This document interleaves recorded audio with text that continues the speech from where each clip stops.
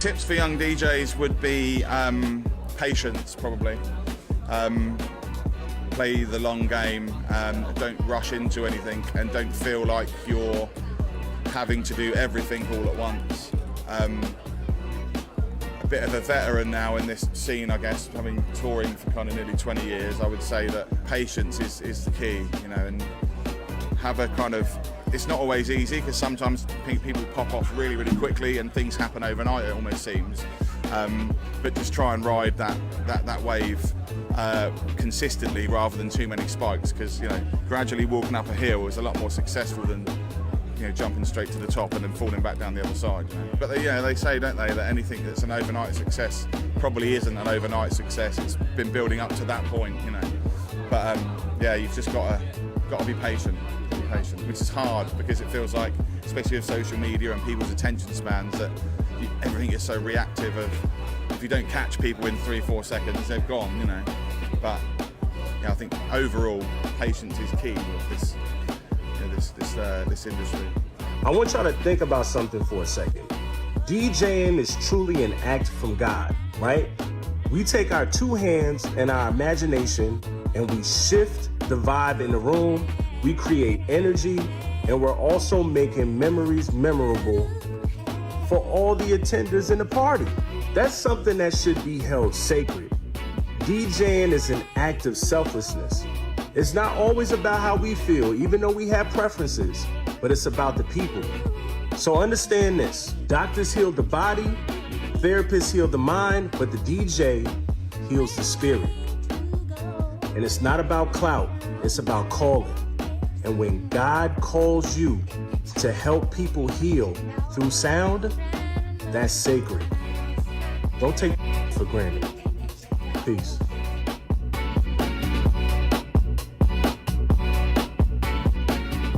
Creatives, you should stop making content. In fact, you should stop making art, for your peers, that is. They're not your assignment, and they're not your audience. You should make art for the people who love your art.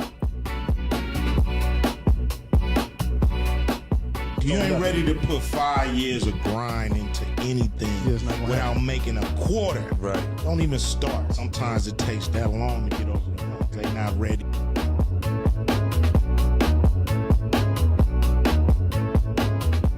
I think a lot of people go through this thing where if they share information, they're going to lose their business. They're going to lose their edge. Two things are true in this world. One, there's only one you, and nobody can do what you do, even if they try to copy you one for one. It's never the same. And then two, most people that you give information to won't actually take you up on your information. I could tell people right now how to start a business from scratch, all the pitfalls and all the things you should and you shouldn't do. And you know what? 2% will actually take my advice and use it. The rest of them either know better than me or are too lazy to make it happen.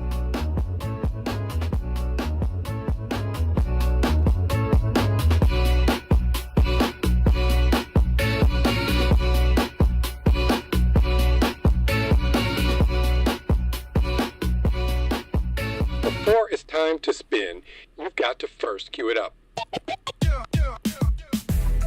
I'm probably in your area too. Everybody who owns a laptop, they're a DJ. Everybody who owns a DSL camera, they're a photographer.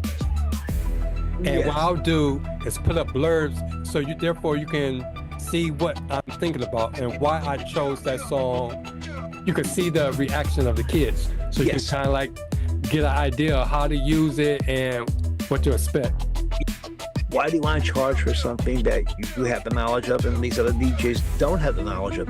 Share your knowledge, you know? Right. But DJing's a lot of fun. It's a lot of work, but it is a lot of fun too, you know? I'm djmikiemike. I cover central, northeastern Pennsylvania, southeastern Pennsylvania, parts of New Jersey, parts of New York State.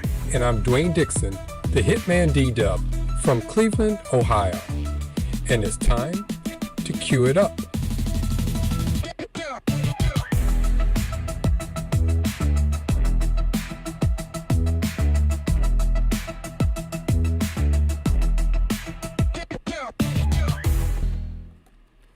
Okay, what's up, everyone, and welcome to another episode of the CUEITUP DJ podcast with me, the HitmanDDub, and my friends, djmikiemike.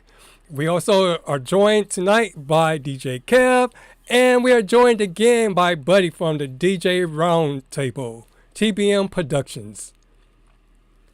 So this podcast is a podcast for all DJs, no matter what skill level you are at. We come here to connect, learn, and grow. From pro tips to real talk, we're here to support and celebrate the DJ community. So last week, Buddy gave us a whole bunch of good information. And so these are the 3 takeaways. He said, first, make sure that you keep your business account separate than your personal account, because it's easier to see what money you're bringing in and what is going out. Also, he said, make sure to document. Make sure you keep your receipts. And then also, again, we're just DJs that's here on YouTube. Make sure you talk to a professional accountant or lawyer. And then there was so much information given out that on my new website, I have a blog section.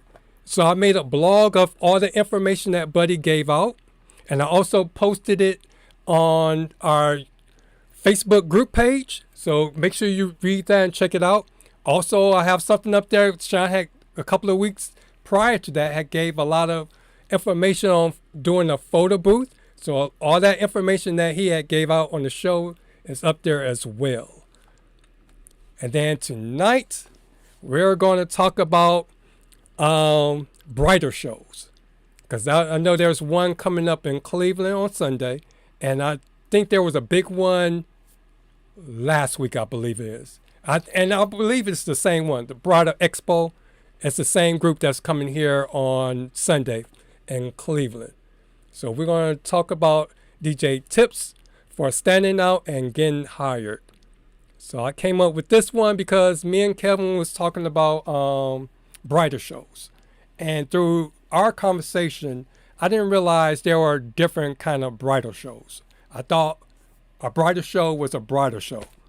And then while I was doing research and prepping for the show, I realized the difference between the 4. So that's what we're going to talk about. And as far as like a DJ like myself, who have never done a bridal show as a vendor, but I've been to a bridal show. So I kind of like got an idea of what goes on.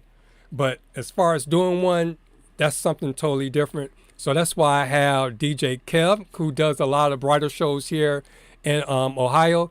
And then Buddy, he always talking about doing bridal shows. So I want to make sure I pick their brains and make sure when I do a bridal show, I do it right. Because I remember last year when I went to the Bridal Expo, there was this one DJ. It's like, it was multiple DJs, but no, not you. It was multiple DJs there. But I do notice it wasn't his, what he bought in his presentation. He just didn't come across as that, having that go-getter kind of mindset for the big expo kind of bridal shower. And that's why I do notice that you have to have.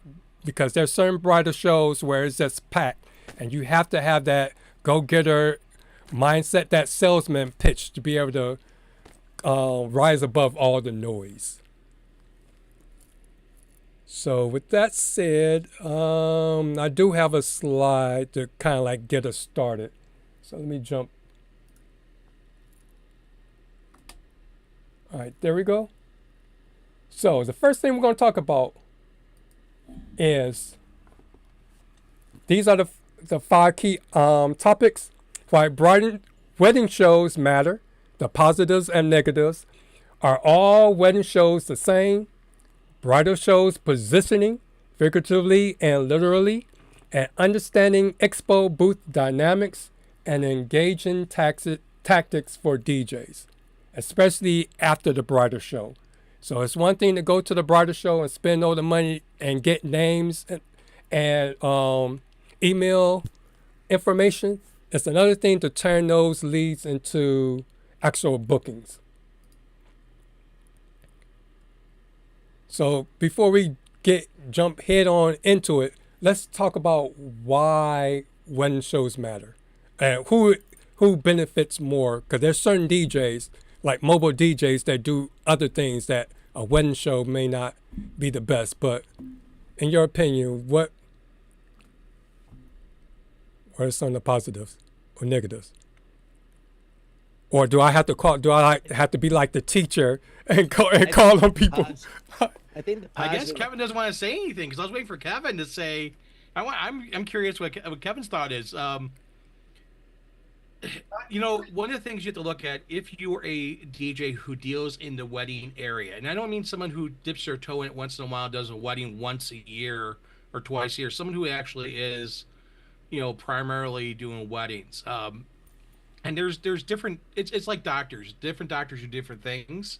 If you're a specialist in an area, like we consider ourselves a specialist in the wedding area, because all we do is weddings. So we look at wedding shows as a source of advertisement. And if you tuned into the DJ Roundtable show this last week, I gave an example of one of the other members of the table, Matt, with his CO2 cannons. How much it costs to break down that CO2 cannon each time it went out. It was $178, his cost. It goes out. So it's kind of the same thing, is that it is your return on investment. How much a show is, how many gigs you get back out of it. Tracy and I actually have a spreadsheet. We fill in the spreadsheet how much the wedding show was, what the date was, how much it was, where it was, how busy it was it good or bad, you know, and then how many weddings we got out of it, and how much total revenue from those weddings.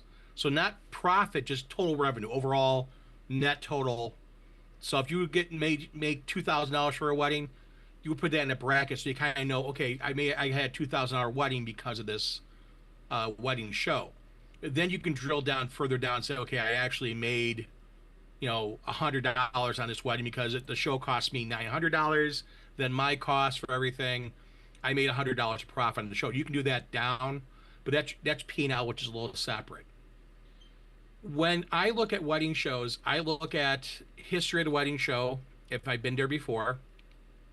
I look at where it's at. Is it going to attract people or not?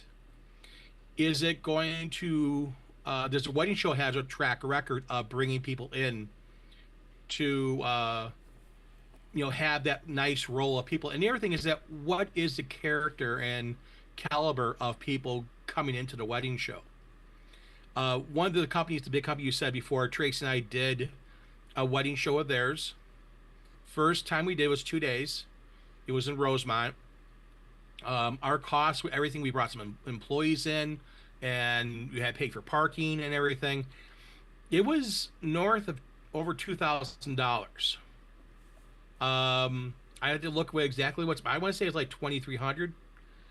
We signed up at the wedding show for the following year because we got, I want to say 6 weddings. Without looking at the paperwork, it's hard because I try to do it with my memory, and Tracy's floating around out there. She will correct me in a minute or two if I'm wrong. I want to say we got 5 or 6 weddings off of it. It was 5? Yep, she corrected me. That's why I love Good her. to have a backup, bud. Yeah, it's always great. She has a way better memory than I do. So we got 5 weddings off of it, which is really good for a wedding show. That way there, that day, the last day of the show, we signed up for the following year. We wanted the same spot. They had like an early bird special if you signed up, and you get the same rate and everything like that. We're like, yes. We went there the next year. It wasn't the same crew. They didn't have the same setup. We were set up in the middle of the aisle, which originally we were on end cap. It was horrible because there's another DJ further down playing music really loud, which I hate that because you make all your neighbors ticked off and mad when you bring in speakers and play music. I think it's one of the worst things you can do. And it was absolutely horrible. We got 1 wedding out of it. Didn't even cover our costs because we spent more money because we were so busy from the previous one, we felt we lost customers because we didn't have enough of everything. We were kind of like, okay, next year when we do this, we're gonna do more. So we spent more money, closer to $3,000, and got one wedding out. We have not done another one with them since, because we felt we were burned, and we told them we wanted to talk to someone. Never heard squat from them. So that's the thing, is that the after the wedding show is sitting down and going through the positive and negatives on any wedding show. Is this worth it going back to? Am I getting enough weddings to go back to? And trust me, I get tons of emails. I got like 2 emails sitting right now that I've gotten the past 2 days for 2 wedding shows in the past 2 days, 2 separate emails. One is a bigger player in that market that has multiple weddings in multiple locations, which we do very well at. And another one who's across the border in Wisconsin that do I want to go up that far north, and that's getting into Milwaukee area and stuff like that. It's I have not done their wedding show, but the thing is that I'm curious about it. It's not as expensive as the other ones. The big things you have to, again, look at is what you're putting out and what you're going to receive back. You could take a leap of faith and say, okay, fine, great. I want to see how this wedding show works. Great. But you got to be prepared. If it doesn't work well, it's lost money. Yeah. And every dollar you put out is a dollar out of your pocket. So when you look at your advertisement budget for a year, that is if you're doing Google, if you're doing anything on Facebook, if you're doing anything on Instagram, you're doing anything on TikTok, you're doing any advertisements on on the Knot, Wedding Wire, Zola, all those sites like that. That's all part of your revenue that you're giving out for advertisement. Wedding shows are part of that money you're putting out, that stream. So you have to look at how much you budget for that. Did you put enough money on the side to budget for these shows? And it's not just the upfront cost for the show, it's all the incidentals you need for it too. And you need to have stuff to go there. So brochures, how many brochures you have? Did you have a price increase? Well, that means those old brochures are off. Did you have enough to give stuff out?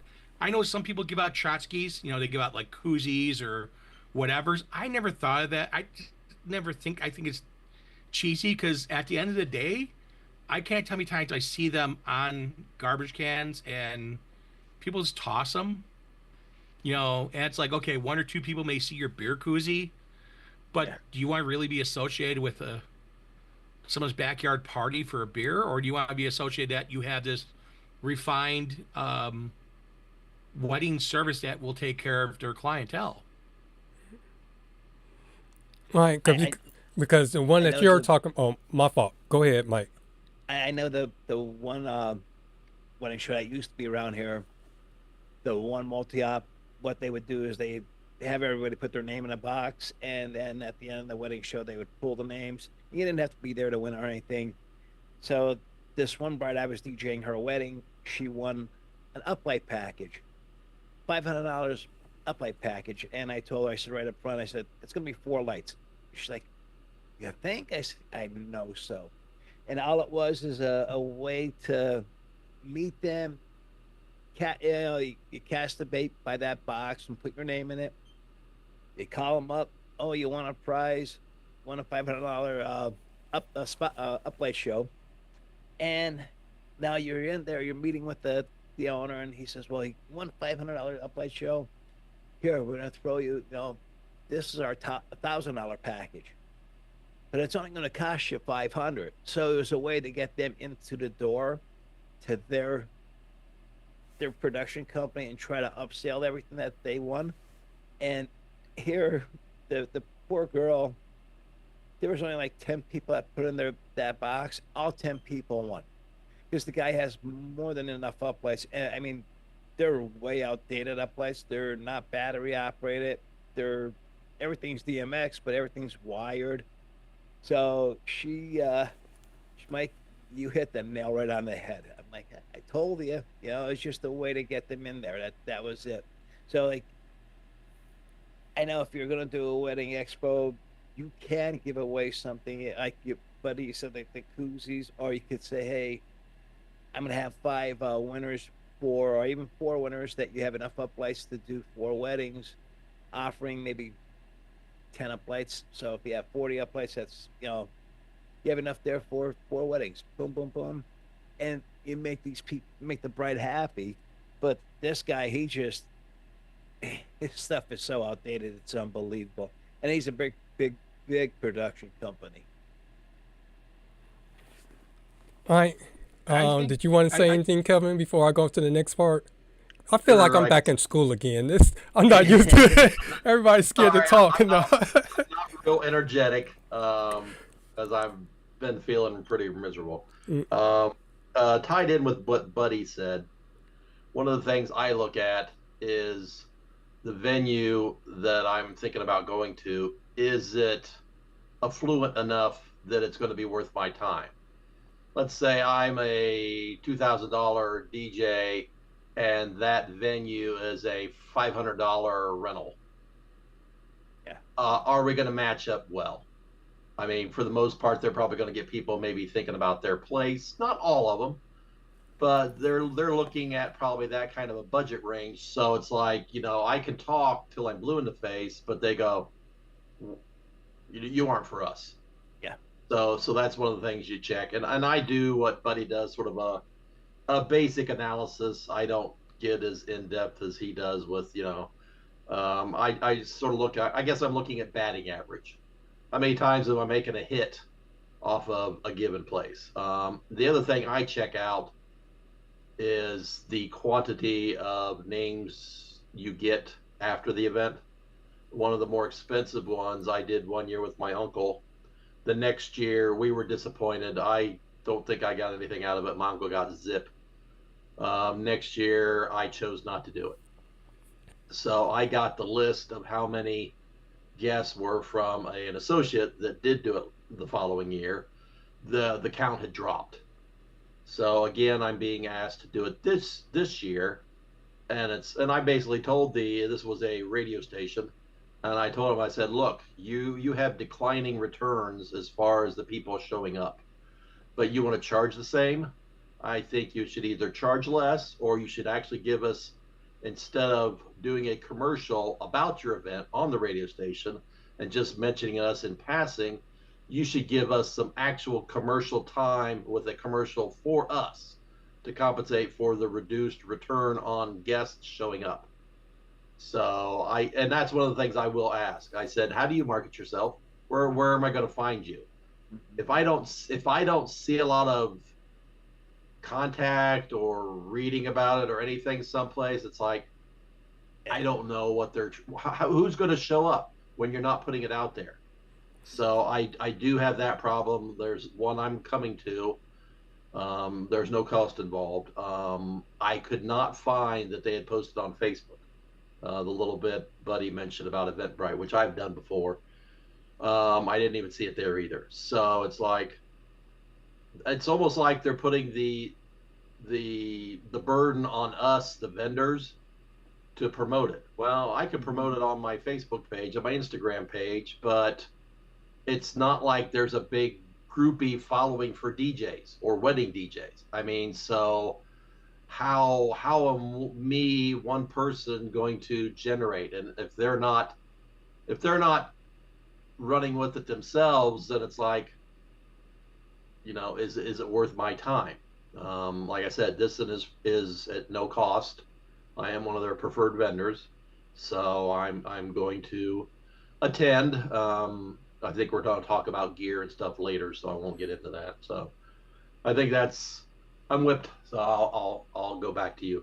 Okay, because I listened to both of you all talk. So here's my next question.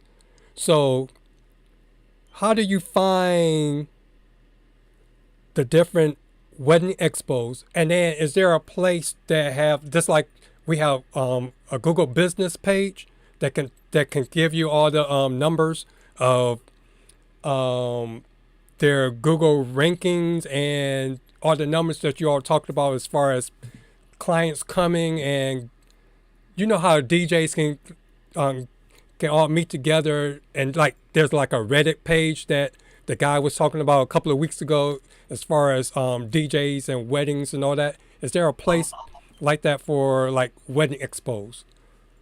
A lot of mine is networking. You know who I deal with regularly. It's a company I used to work hand in hand with all the time. Now I'm more of like a hired gun on occasion. He has done a lot of bridal shows. Now he isn't always the first one to find them, because there are some local ones that I know normally happen, and I will just check out their Facebook page until they finally post it. So, but I network with him as far as different shows. Like I mentioned to you, one up in Monroeville, and he did it one year, the first year.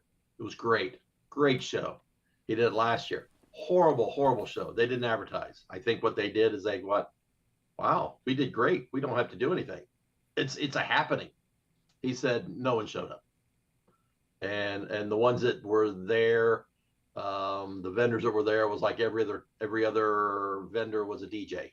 So it's like, you know, that's one thing. Some places will advertise that they will limit the amount of vendor types at their event. So that's, you know, maybe something to factor in. I will ask, is like, how many DJs you got there? So I know maybe who it will be, because there's some DJs, and buddy knows one of them. His setup, I wouldn't even really call him a DJ. I mean, based on the look of his equipment. So I don't really consider him competition, you know. So it's like, well, that's not really a DJ.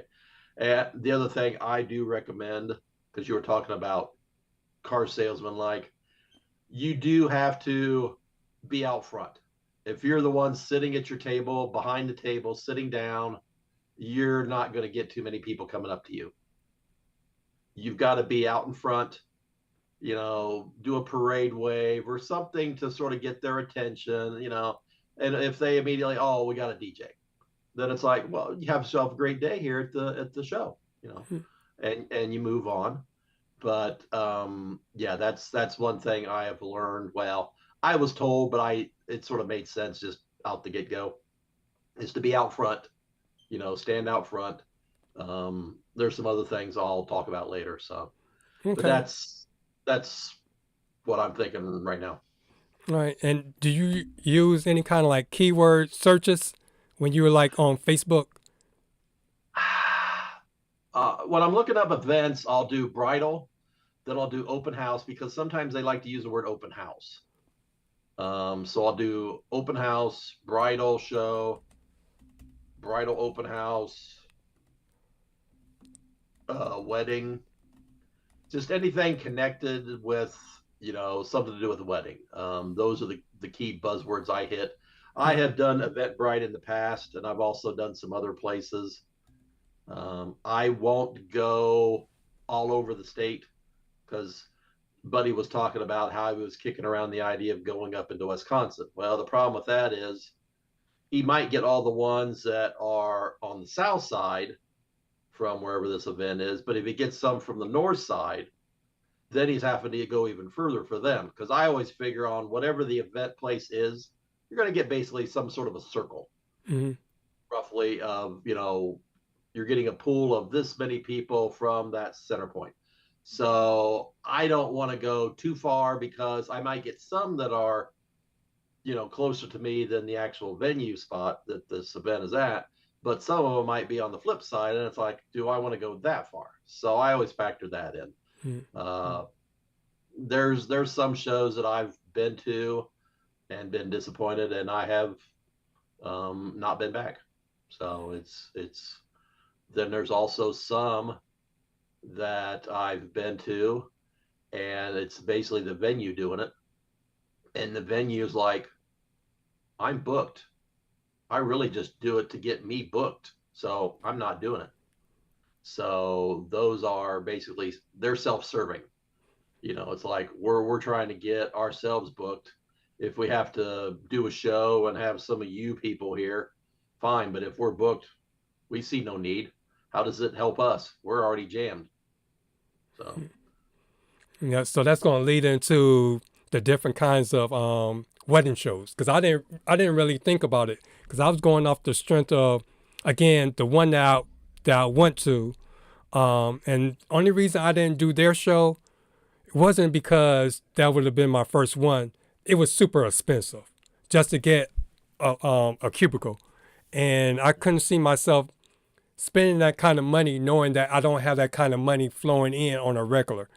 So that's the one thing. Even they were going to give me, the first time vendor discount still.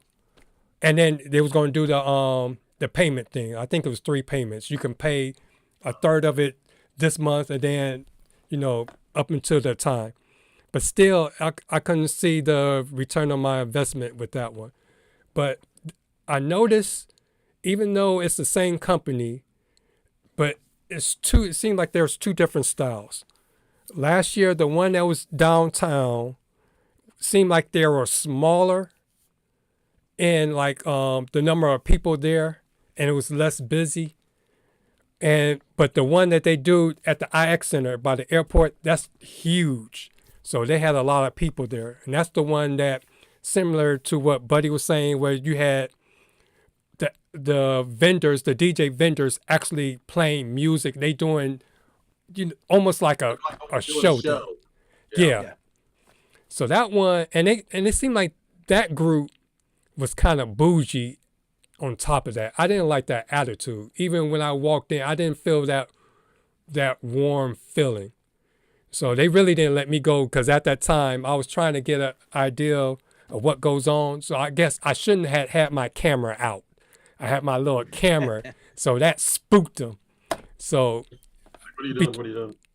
yeah. So it's like, but at the same time, I'm driving there and I'm seeing certain DJ companies from Cleveland at the IX Center, and they're videotaping. So I didn't think anything. I thought it was cool. You letting them videotape and walk around, but I didn't like the attitude when I walked in. So, but I noticed the one that was at the IX Center. Only thing I didn't like about them, they had a big, huge area, but it seemed like they crammed everybody in a small box.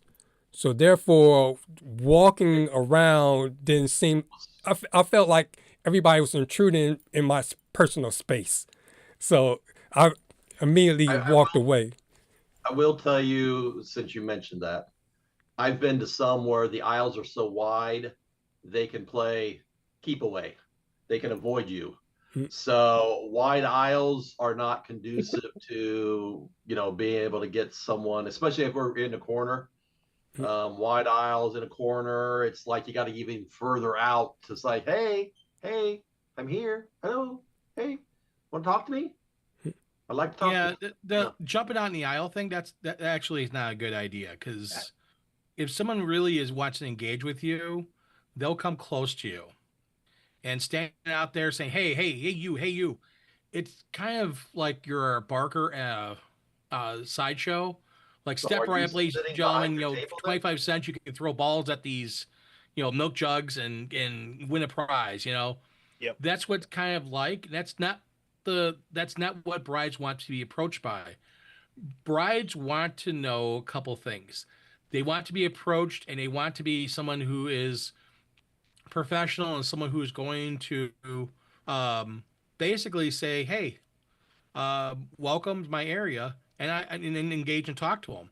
You don't want to ignore people. Saying hi to people is one thing, but jumping out into the aisle, it's a wide aisle, that's fine and great. Yeah. You can wave, you can say hi, but if you have an attraction in your booth, a reason for people to walk in, they'll walk up to you. People walking past you, I get that all the time, and that's people who are either they have a DJ, or they have something else going on, or they're there to see something else. That's fine and great. Let them walk by. There's plenty of other people there. Are you sitting down the whole time behind the desk then, or table? Well, Tracy we walk around, we move around. There's always stuff going on. So you're out front of your table. Most of the time, yeah. Okay. Well, that's what I'm doing. I didn't understand what you were doing, because I've been to one where the DJ basically had a table, he sat, and he had a business card. That's all he had. and it was That's, common. see, then that's too far of like laid back. That's too far to the extreme. Yeah. You don't want. This is the thing with wedding shows. When you're talking to someone, you must have your elevator pitch. You must be able to communicate very quickly what you can do, how you are different from other DJs, DJ down the street, DJ down the booth, DJ whatever. And you must also explain to them how you can make their day special. How can you make sure you ensure their wedding is successful? What is your experience? What are you like? They want to get to know you a little bit. But you want to keep it short, sweet, to the point, because when you're talking to all these people, you don't want to have too many things going on, because you have too many things going on and you have people who are not basically engaging and stuff like that, then you need to go on to the next person. And you need to make sure you give them a hook, the reason why they should book you.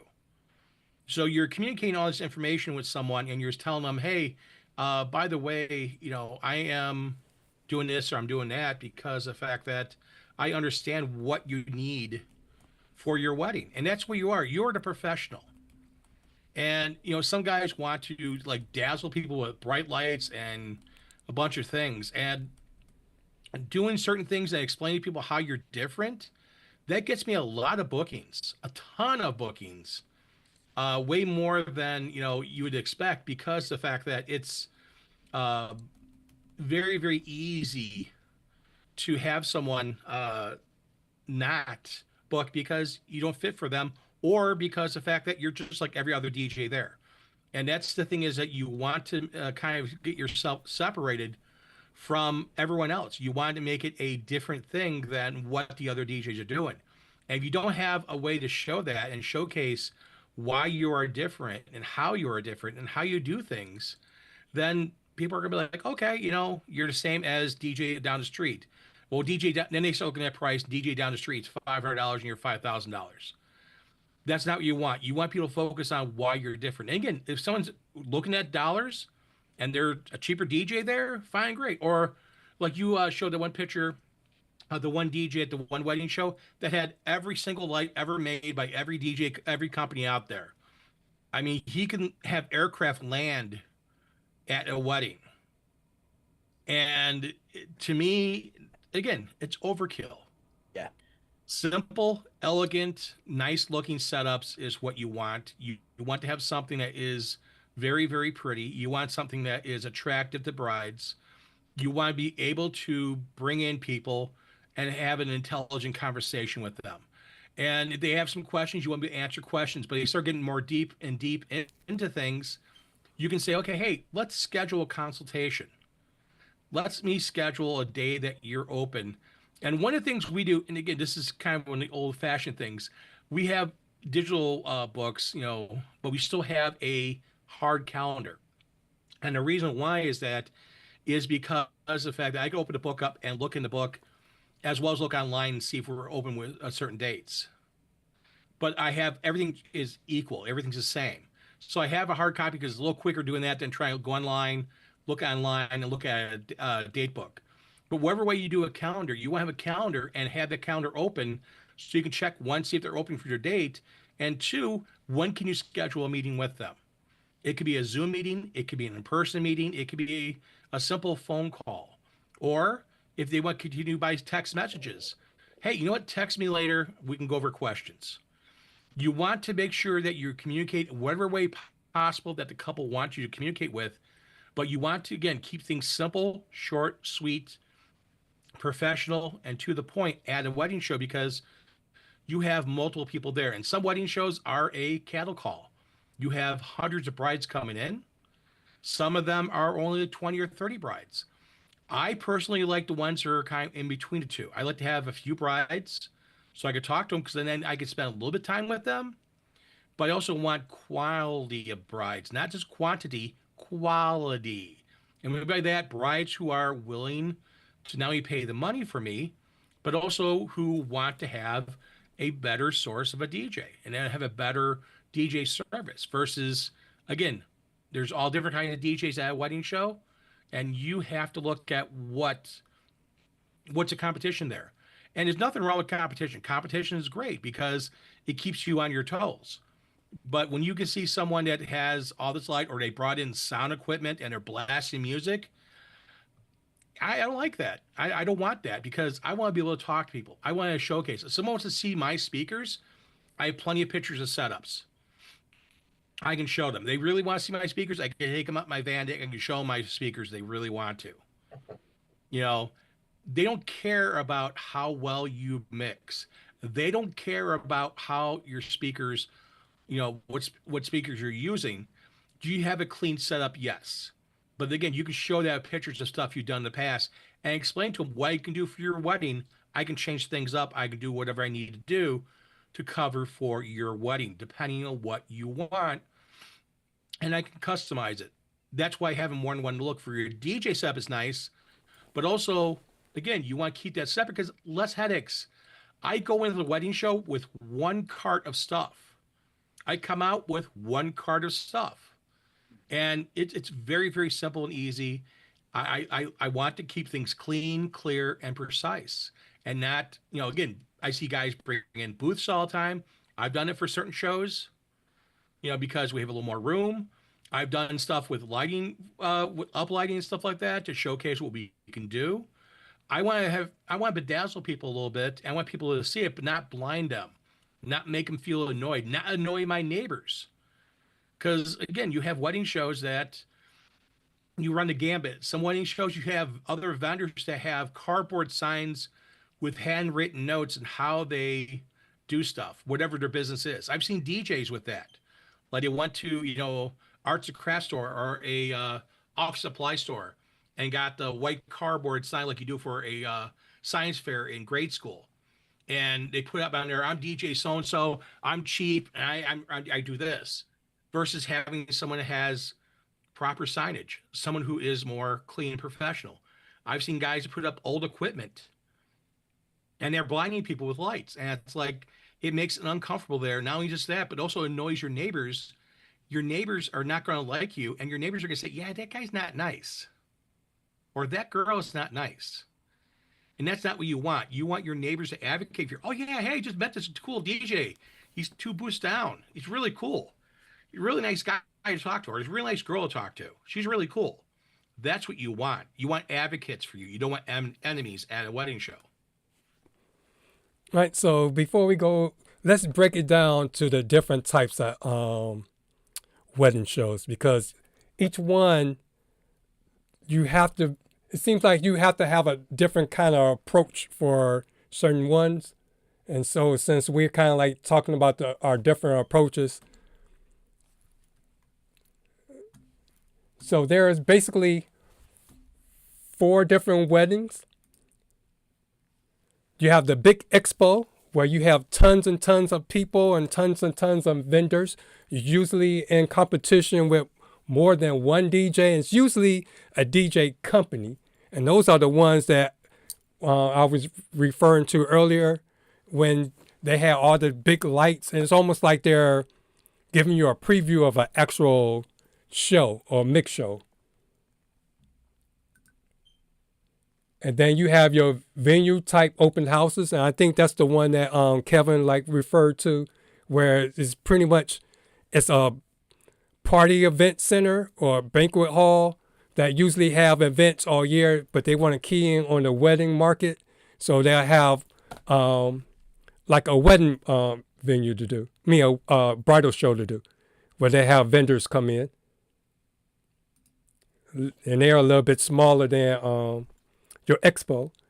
And then you have your Pacific boutique and luxury bridal shows. So that would be like, I think the name of the store was Days Bridal, where my wife got her wedding dress from. But it's basically a place that sells wedding dresses and a bunch of wedding stuff. They'll put on shows specifically for that. And this is more for your high-end weddings. And then you have your cultural and niche wedding shows. And I ran across one last year. They usually have one in January. not far from me, so I'll probably try to sneak in and look at that one.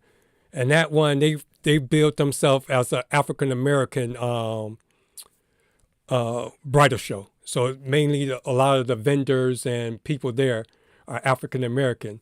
But with that one, I saw pictures of them, and I'm wondering if it's like more like the way that Mikey Mike was describing earlier, because it seemed like it's a group of them that does a little bit of everything, or a close network that put on a show where it's almost like serving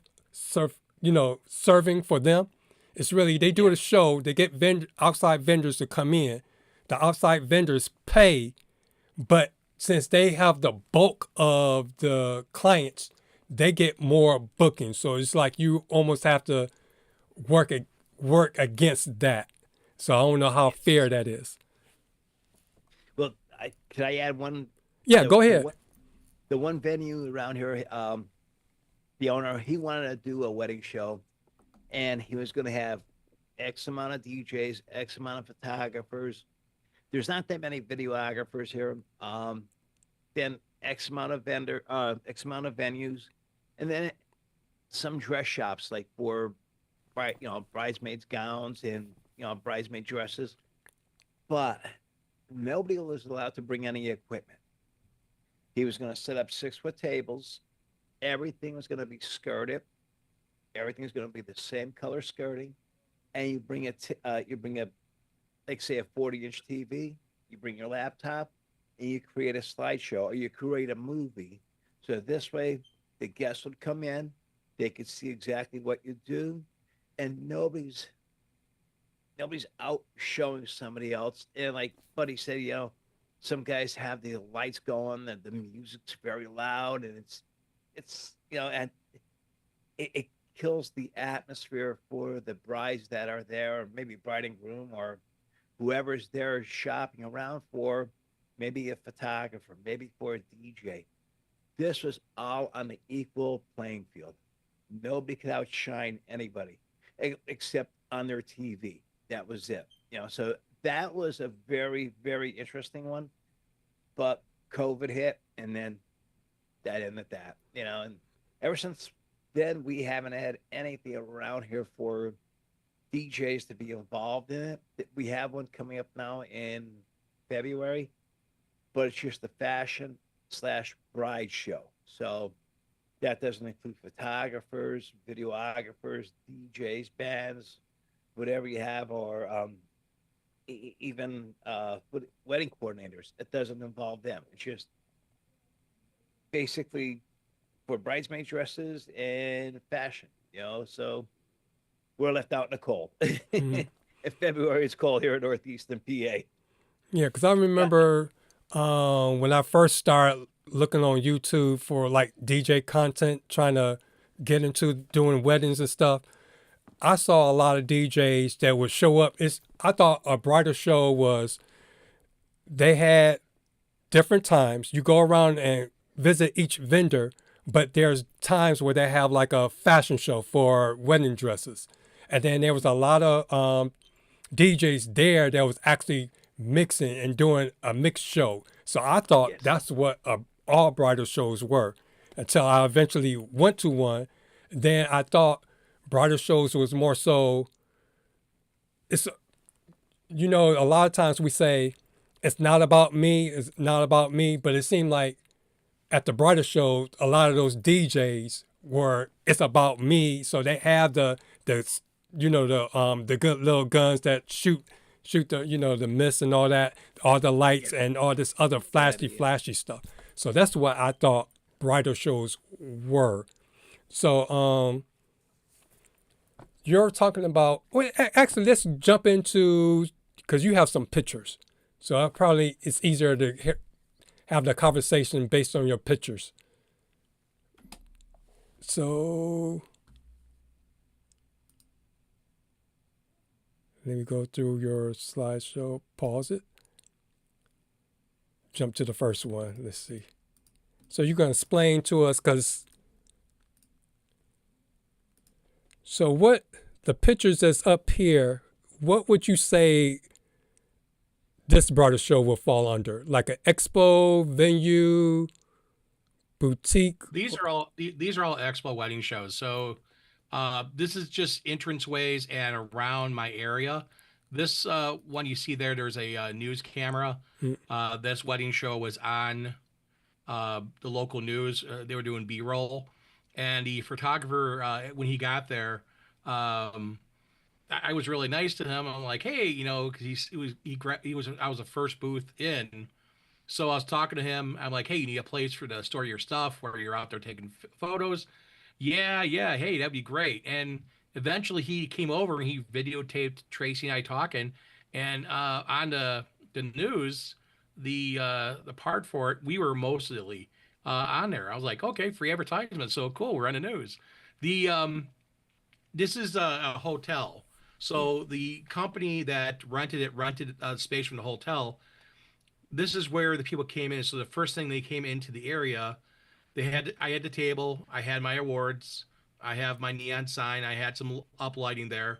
I had the booth, I had TV in front of the booth, showing pictures and stuff like that. So it was a slideshow and video and stuff like that going.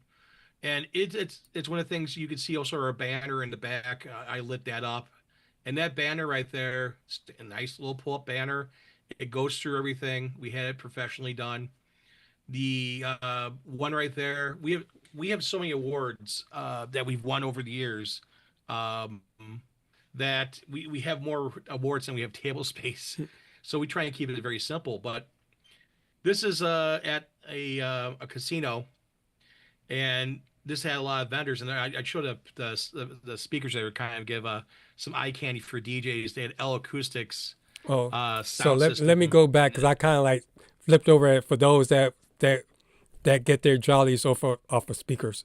There equipment, you go. Yeah.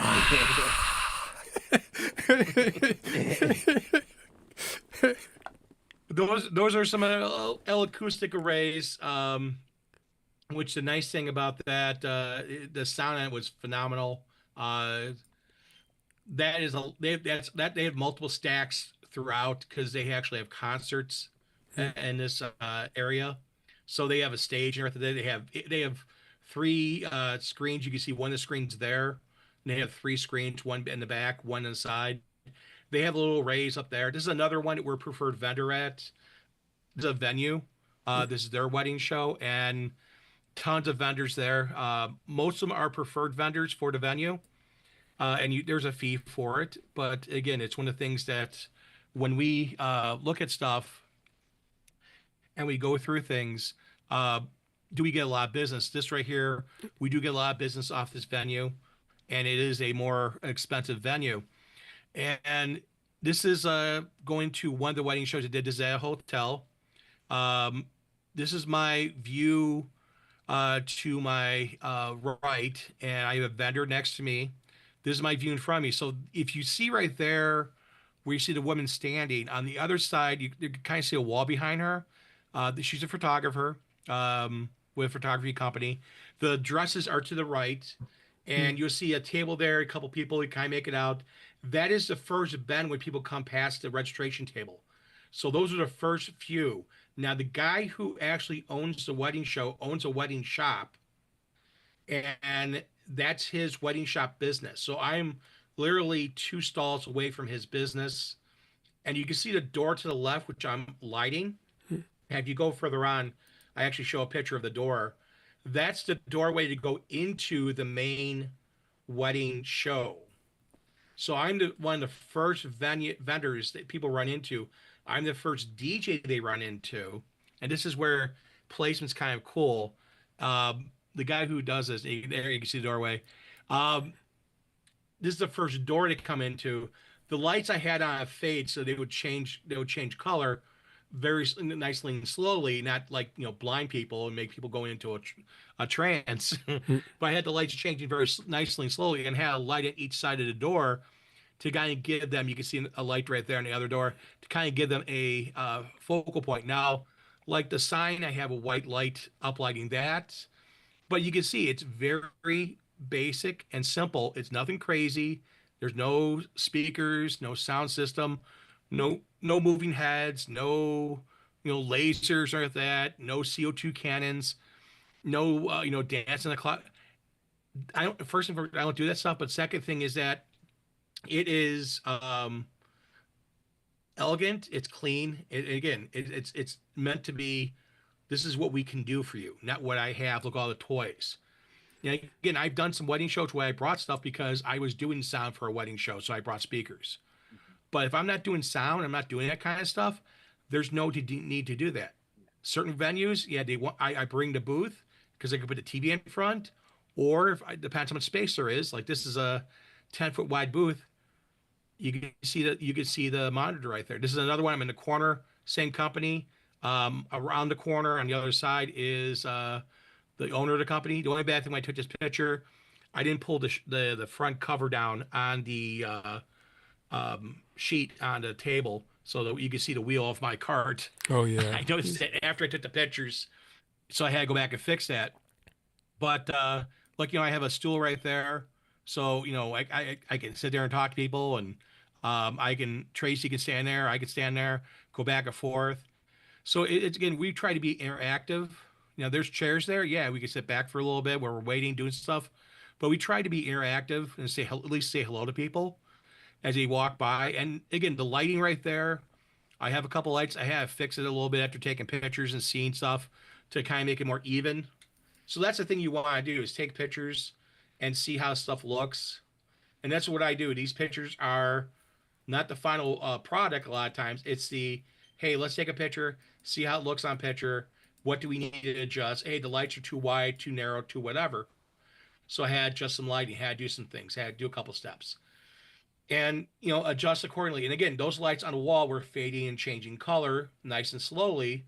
So that way it was a nice presentation. The light uplighting the sign, the LED sign for our name, that right there is all eye candy for people to be attracted and show that you understand that you can do some stuff and make stuff look nice and elegant, not look gaudy and hey, I don't know what I'm doing. And that's why, again, taking pictures and hiding things underneath the table, make sure all that's done. That's the important stuff. That's why I'm like, oh, I need to fix this or fix that. So it's one of the things that, when Tracy and I go to a wedding show, and again, thank God I have her because, you're trying to attract brides, you're trying to attract grooms, and having that bride's eye helps. Having a woman's idea helps tremendously because, again, women think differently than guys do. And having someone who is a woman, my wife, she understands the mindset of a bride versus I don't because I never been one. So it's one of the things I want to make sure I make some stuff that's attractive, but again, elegant, simple, clean, nothing gaudy, nothing crazy. There's not, anything there that's, like, hey, look at me, no arrows, no nothing there. I don't want cheesy over the top DJ. I want to have clean, elegant. Let me explain to you what I can do for you. And again, the video screen, it's showing video of weddings we've done, YouTube gig logs, raw video we've shot at weddings, stuff that's happened over the past year. So I try to keep it always tight to within the year because fashions change, stuff changes. Right now, there are certain things that are popular now that are won't be popular 2 years from now. Pink Pony Club's still popular. Well, will it be Pink Pony Club still be popular 2 years from now? It could be a whole nother song. So those are stuff right there. You want to keep stuff that's relevant within the last year so people can relate to it. You don't want to show a video from 1989 because it's like, hey, this is a wedding I did in 1989. Oh, that's great, but what does it mean for today? With the tuxedos and the ruffles. Yeah, the ruffles. And... So let's talk about, so what exactly should you bring then? So what do you all guys, what do you all... I sent you an Insta image, the sheet that we use. We bring pens. We bring these sheets on clipboards, small clipboards, and it gathers information for the client. They fill it out. We bring brochures, which has our pricing on there. And the thing is that I am not a person that really says discount for a wedding show. Why am I discounting my work and labor? If I'm devaluing what I'm charging for, then why am I not holding a price for at whatever I'm charging? If I'm charging $1,000 for a reception, why am I discounting it down to $700 or $600? I never understood that, because if my value is now $700, then just charge $700. If you think your value at $700, then charge yourself $700. If you're $1,000 or $2,000 or $3,000 or whatever your price is, charge that. Now, if you want to give something an enhancement, add on to for a wedding, and you can say, hey, I want to add on this or add on that, or hey, I can give you a free audio guest book. That's fine and great. That's not a problem.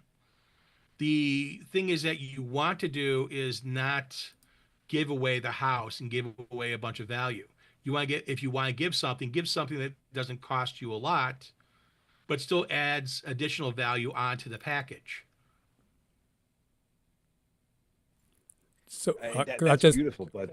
Are you trying to get his picture queued up? Is that what you're trying to do, Dwayne? You should get it now. Maybe okay. I don't know if you want to. Let me see.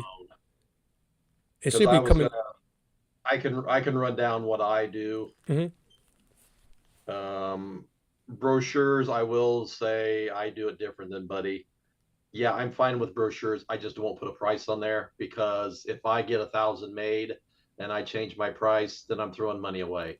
So I will just put the information, and just current pricing is on my website. It's so much easier just to change that number there than all the others. So I will do it that way. As far as what I normally bring is I will bring some of my uplights. I have some of the Rockville or their knockoff. I will bring a picture of a photo booth image. I used to bring the photo booth, but I couldn't get really anybody to want to participate, because they feel like, oh, I don't want to do this. This is uncomfortable. It's not at the wedding. So I quit doing that. So all I do is just bring an example of, this is a sample of what, a photo booth picture would look like. Of course, I bring contracts and questionnaires in case they want to book right then. I bring cords to hook up everything. Sometimes I will bring some candy, a candy dish bowl or something, but a lot of times everybody else and their brother is doing the same thing, so I don't tend to do that so much anymore. I am an officiant, so I do bring my officiant diploma, and I put that on the table, and I mention that, I can cover everything you need for your event from A to Z. And here I can make sure if you got someone else planned to do your wedding and they fall through, I can be your backup. I don't push it. I just say, I'd prefer you to pick a family member or a friend or your clergy. But if for some reasons it should fall through, I can pick up the pieces and we can move forward. So I do bring that. Business cards. I do a slideshow of pictures of them having a good time at the wedding. Usually I snap a picture of all my setups at the venues so that I can use that to my own, okay, I've been here. How did I do it before? Do I like that? Did it work? And then also the guests can see those pictures. So I do slideshows of that, and then action shots of people having a great time on the dance floor. And that just rolls on a loop. I bring the guest book phone that I own, and I have a recorded message on there of me explaining how the phone works, so they can pick it up and listen to the message if they want to and get a feel for it. Laptops, of course, to run everything. I have in the past brought speakers because some of the events I've done at have actually requested sound. Now, this event, I'm in a separate room, and the main room, they're having a DJ with a full-blown setup. So I don't know how loud it is, but he's doing it in there, and they've wanted me to have music in my room. Now, I will ask the people in my building. You know, is that bothering you? Is that offending you? So I just have it enough that you can sort of hear it, but it's not impacting your conversation with your possible clients. That's pretty much what I do as far as equipment. I used to bring, like I said, a bank of lights and everything, but I tamed it down. I don't think it's necessary to do all the extra for my market. All right. So, speaking about equipment, I know when I had did the lights for my friend when she did the home expo, it was for the weekend, Saturday and Sunday, but they had Friday was setup time. So for like doing a bridal show, is there a setup date or do you have to come early and set up the day of? Most of the time for me, it's you have to come early. Now, I did do one where they were sort of doing a network and you could set up the night before, and then you were supposed to mingle around with some of the other vendors in there. And that one was pretty much unique. Normally it's get there early, day of. I think there's been one other time where there was one that was like you could do it the night before, and it's like, no, I'm not going to do that because it was just such a travel distance, and it's like, it's not necessary. I guess if you're going to go with, like Buddy said, the guys with their full-blown setup, you know, yeah. But the thing is, and I look at it this way too, is when you're done, they don't want to be having to wait for you to clear out. So it's like I keep it simple and, you know, sort of, you know, a few props of what I offer, and, you know, and that's what I got, you know. For sound, if I do sound, I have basically a speaker like yours, so I would do that because it's a quickie to set up. It's Bluetooth. I can run through one of my laptops and just play some variety of you know. Usually, what I do is if I've requested to play music, I'll play a variety of music. You know, I'll play some current stuff. I'll throw in some country current. I'll throw in a few classics. You know, just to let them know, like, hey, wow, he's playing a lot of different music. He's familiar with all this different stuff. So to just get that in their ear that, wow, you know, it's not just the same thing over and over again. So, but if I want to be even less gear bringing, I have one of those little Ryobi speakers that plugs in with the battery in the back. And I can do that and stick that under my table, which I've done before at one of the venues. I just stuck it under the table and Bluetooth it with my laptop, and I just played some music through that. So I try to keep it mean and lean. I never understood why DJs want to bring in all this equipment for a wedding show. Again, you want to showcase what you can do, yes. You could very easily do that with, you know, pictures, running video, showing what happens on the dance floor, how you do things. But again, you're kind of like bringing a lot of stuff in for what? Again, something simple. It takes you a little bit of time to set up. That's great. If it takes you, you know, 2 hours to set up or 3 hours to set up, what are you bringing? Because even with the booth, even if I bring a booth in, which again depends on the show. Sometimes I do. Sometimes, most of the time I don't. Without a booth, it's probably about a half hour for us to set up. With a booth, it's probably 40 minutes, an extra 10 minutes because you know, unfolding the booth and stuff. But I don't want to spend tons of time afterwards either. And I see guys, they bring all these speakers in, they bring all this stuff in, and it happens over and over and over again. Battle of the DJs break out.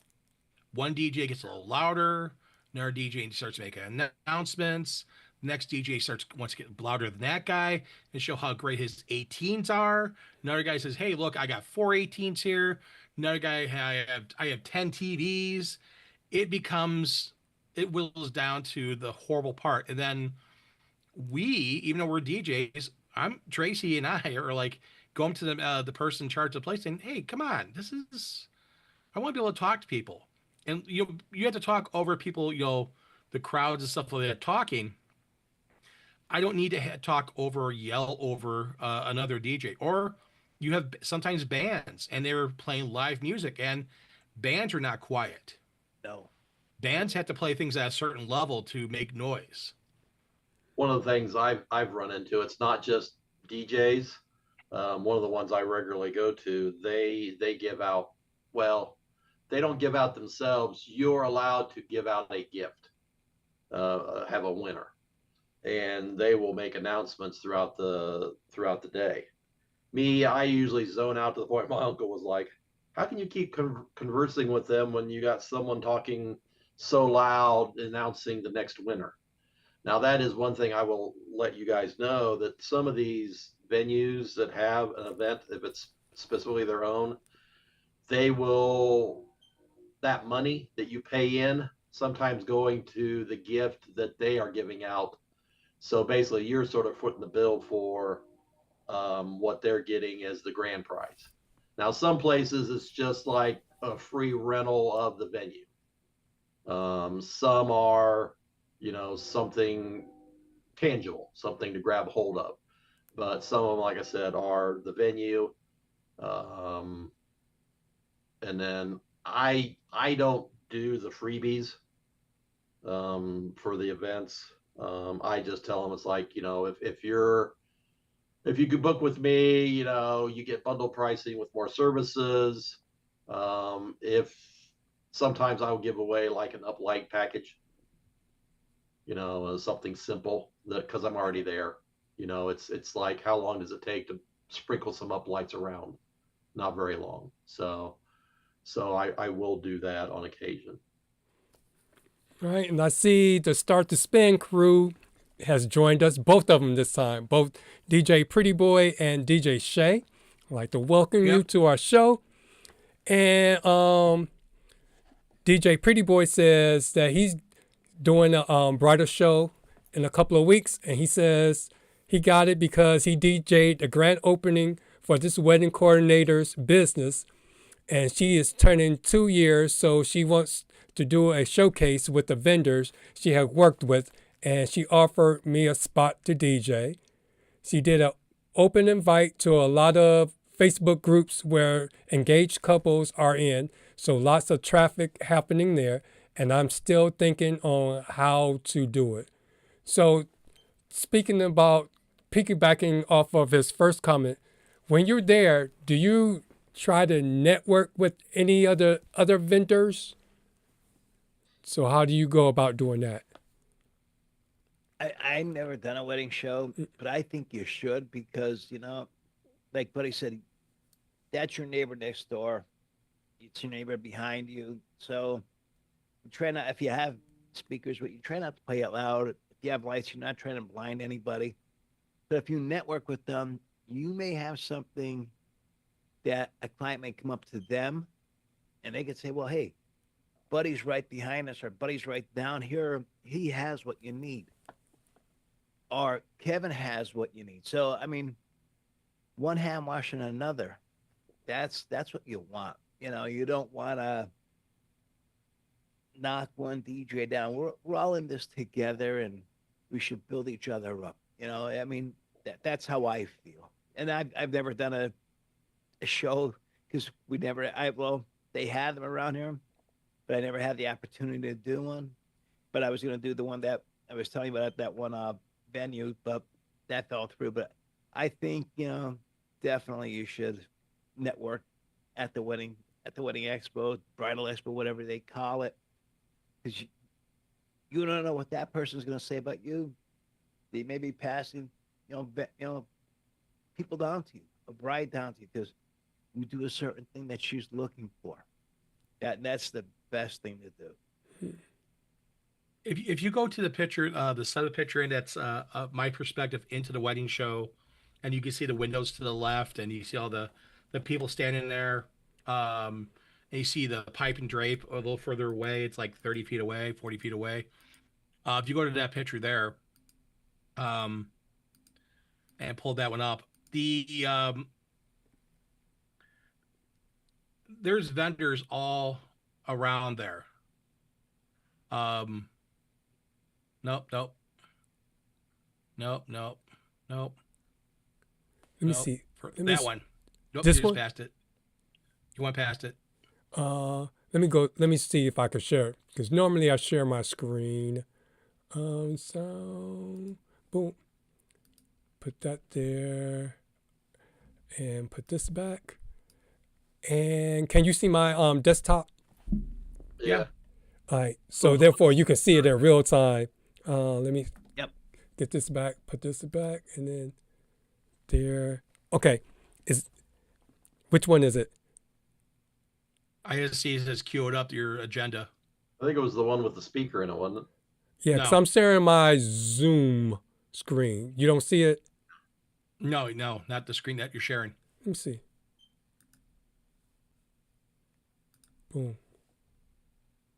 Oh, I see the Zoom screen. It's got the big long table. Yeah, you see it now. It should that's be not like cable. That's it's not that picture. You gotta go further down. The one that has the windows to the left. It's all bright to the left. Windows. All right. No. Keep going.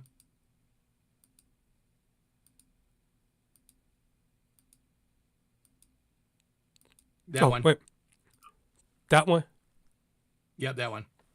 All right. And the reason why I'm saying that one right there, we're in a corner.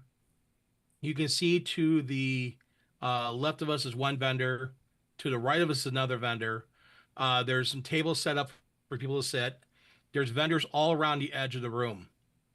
So one of the things when we get there and we see our neighbors, of course we say hi to them and stuff like that. If it's someone we know, we'll go up and shake hands, say hi, hug. There's a few vendors here we know we work with plenty of times that we're friends with and that we got to see, which is always great. But the people we don't know, we want them to get to know us a little bit. If they know someone that we know, they'll introduce, someone. So if you're at a wedding show and you're with Kevin and you see a photographer you recognize and you walk up to the photographer, hey, Mary, what's going on? Hey, this is my friend Kevin. He's another DJ. He handles, further south than me.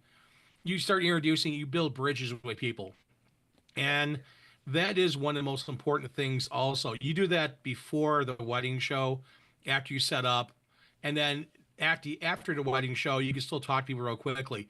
Usually after a wedding show, people want to leave, but don't be afraid to ask for some cards. You see something, you want to talk to someone, hey, let me get your card. Then you can sit there and say, hey, you want me at Starbucks and chat and talk and pick each other's brains? That's not a problem. Building bridges with other vendors, especially like Diego has got this wedding coordinator that he's going to go see, and he's been friends with, and he's done work with, and she's going to have a basically a vendor showcase at her venue. That's a great thing. Yeah. The other thing is that, like before, people are coming there not to hear you DJ.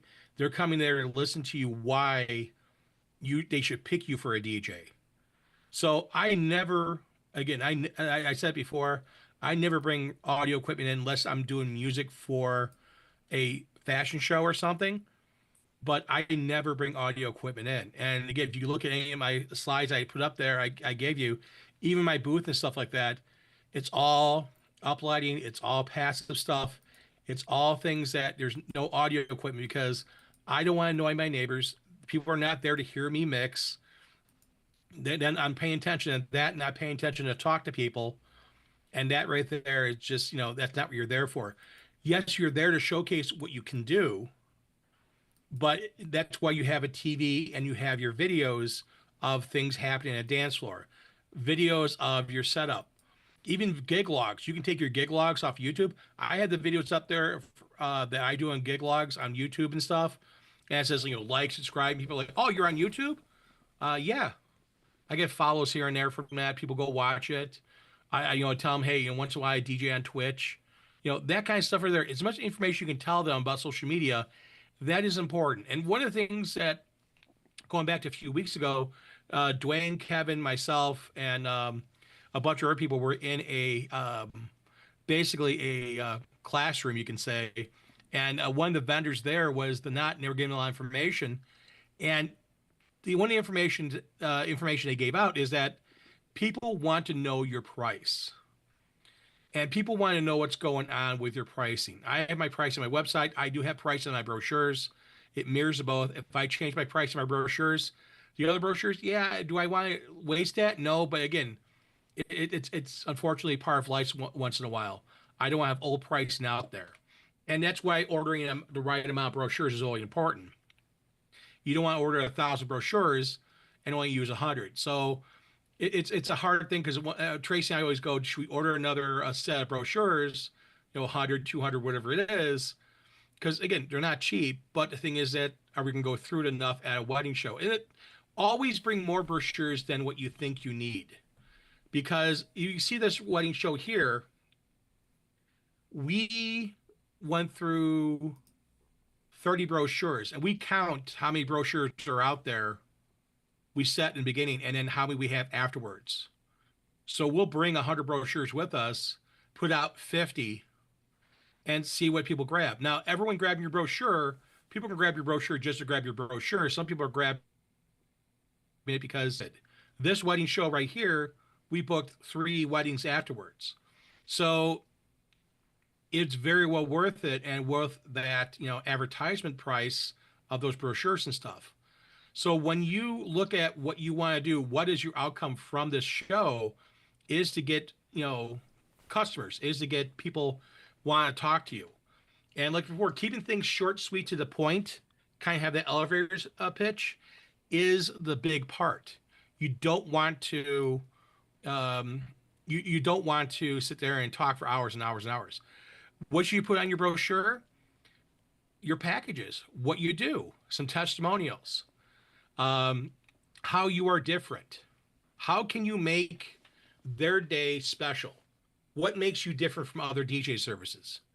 QR codes are nice. Yeah, put a QR code to start the spin show live. There you go. That's one of the things. But actually, that's not a bad thing because, again, that shows you that you put out what you do. And you are affirming that you are professional and you understand your craft. So you explain that you have a podcast on YouTube as well as you do gig logs. That's not a bad thing. Yeah, because it seemed like I got more business after I kind of like mentioned this. I was going to say start to spin. I mean the cue it up thing because it seemed and then show. Yeah, then posting that, it seemed like that made me more of a authority. It seemed like now that I talk DJs, that I must know what I'm talking about. So it seemed like they went hand in hand. You seem more like a leader than you are a follower, and that's going to separate you from other DJs. This, DJ No Skills down the booth down there, 3 booths down. He's making it all about him. Look at me, look at me, look at me. At a wedding show, yeah, you do want to look at me. You do want some of that aspect. But again, you want to explain to the bride fairly quickly, how can you take their important day, make it about them, and make it unique? How do you make things special? Every single wedding I do is different. There's no two ways to say it. There's some similarities. But even setups, I can go through 30 setups and even the same venue, they're always slightly different because this person wanted this person wanted that, customizing for them, and make everything separate and everything nice and neat is important. But explain that to a client saying, hey, this is my experience. This is what I can do. Let me talk to you further. Let me get your information. And that sheet, that information sheet I gave you before, that last part, it asks questions. And those questions are, is it, where's the venue at? How many people? All that stuff right there, I can look at that sheet right there. And I can take a look at it and go, because I have some here for the last wedding show, of course, name, wedding date. I could take a look at that wedding date. Are we booked already? That's one of the first things I ask people. What is your wedding date? And that's why I go look and go, okay, fine, great. What is are you booked on your day? If I'm booked on your day, I don't want to waste their time. Oh, I'm sorry, I'm booked on your day. I'm sorry, congratulations to you. I wish you many happy years. If I'm not, okay, fine, great. This one right here, this is for this sheet right here is for a 2027 bride. Again, I'm showing you guys it because it's information, but it has name, email address, phone number, venue. Where is it at? That's why I say name and venue. Is it inside or outside? When you're that, are they having everything inside? Are they having a cocktail outside on a patio or anything like that? Amount of people, roughly how many people? They may know, they may not know. If ceremony services needed, do you need services for that? Okay, yes or no. Where's the ceremony at? Is it at the same venue? Is it a park down the street? Is it inside or outside? Those are all questions to ask so you understand and you can inform yourself. And knowing the venue, if it's a venue you've been to before, great. If not, I can go and Google it and go look at pictures. Do I want to do that venue? Is that venue someplace that I can do? Or is that a venue that I look at and go, it's very difficult to deal with? Is the juice worth the squeeze? Well, and that's the thing you have to look at. Buddy, one thing you have missing on that list, are there steps and how many? Because there's some venues here in our area, there's 2-3 flights of steps and there's no elevator. So it's like, man, by the time you get your equipment upstairs, you have to be there 4.5 hours before anybody gets there, because it's going to take you a good 1.5 to 2 hours just to get your equipment up all those steps. Yep. And that's the thing, is that, do I want to deal with that? Yeah. Is it a venue I want to deal with, or do I need to bring other employees in? And Shay kept on asking to wake you up, and he said, man down. It looked like you fell asleep there, Mike. No, I'm, like I said, I got home about 40 minutes before we started the show, and I brought a bag of Jacks upstairs. So I'm down here, I'm picking up Jacks. I'm trying to eat them indiscreetly. I saw Cheetos earlier. You should went to Wawa and got yourself that gobbler sandwich. I got a follow-up question from what Buddy said. You're talking about networking with others, at the venues and things. And then you said that if you're booked, you don't want to waste their time. Now, as part of this networking, or maybe independent of that, do you refer them to a certain other DJ? Yes. Or you just yes or no? Oh, yes. Okay. Definitely. I'd much rather have one of my friends, someone who I know, get the gig than to go to someone else. Mm-hmm. So if you were at a wedding show with me, I was like, hey, you know what? I'm already booked. Go talk to Kevin over there and see if he's available for your date. Because he is, he's one of my friends, and him and I share a lot. Right. I do the same thing. And I try to help out the people that I know. Dwayne's one of them. And then some other ones here immediately, even closer to me. So I do think of others beyond just saying, sorry, bye-bye. Oh yeah. And like, for example, Adrian, who's usually in the chat, I've talked to him plenty of times. If I run into someone who is looking for a Spanish speaking DJ, I will give his number out and say, here, give this guy a call. And I've done that plenty of times because again, I don't speak Spanish. I've done mixed weddings and I've done Spanish music, but do I speak fluently? No. I want to make sure if they're looking for someone who is bilingual, someone who can communicate fluently in our language, and I know another DJ does that, I want to take care of them. If Diego wasn't so far away, he was close, he'd be another one. I would say, hey, you want a bilingual DJ? Here you go. But it's one of the things, having those people in your, you could say, in your back pocket, it's nice to have, because you'll become a resource for the couple. And being a resource is a good thing, because people look at you as an expert then. Especially you say, oh, I had this podcast and I talked to all these other DJs. Oh, do you have another DJ you can recommend? Oh, no, I don't. Do you really have a good podcast? No, I can say, oh, yeah, hold on. Talk to this person, talk to that person. What were you looking for? Yeah. And, down in the south suburbs of Chicago, hey, you know what? Adrian E., he's a great DJ. Here you go. Hey, I'm up in Milwaukee. Oh, well, hey, you know what? Here's another one. Brian S. Rudd. Here's another great DJ. Get a hold of him. That's how I am with Will. Willie, he lives up in Stroudsburg, which is about 45 minutes away from me. And if I'm double booked, or like if I'm booked already and somebody calls and say for a Sweet 16 or a quinceanera or a wedding or even an anniversary party, I pass it right up to them. And, I know a lot of other DJs will say, well, okay, I'm giving you the gig, but I want a percentage back from you. I tell them, no, I don't want nothing. You're working the gig. That's yours. I'm giving it to you. Don't worry about it. You don't owe me nothing at all. Yeah. You're my friend. Yes. And hopefully if you get something that you can't do, you send it my way.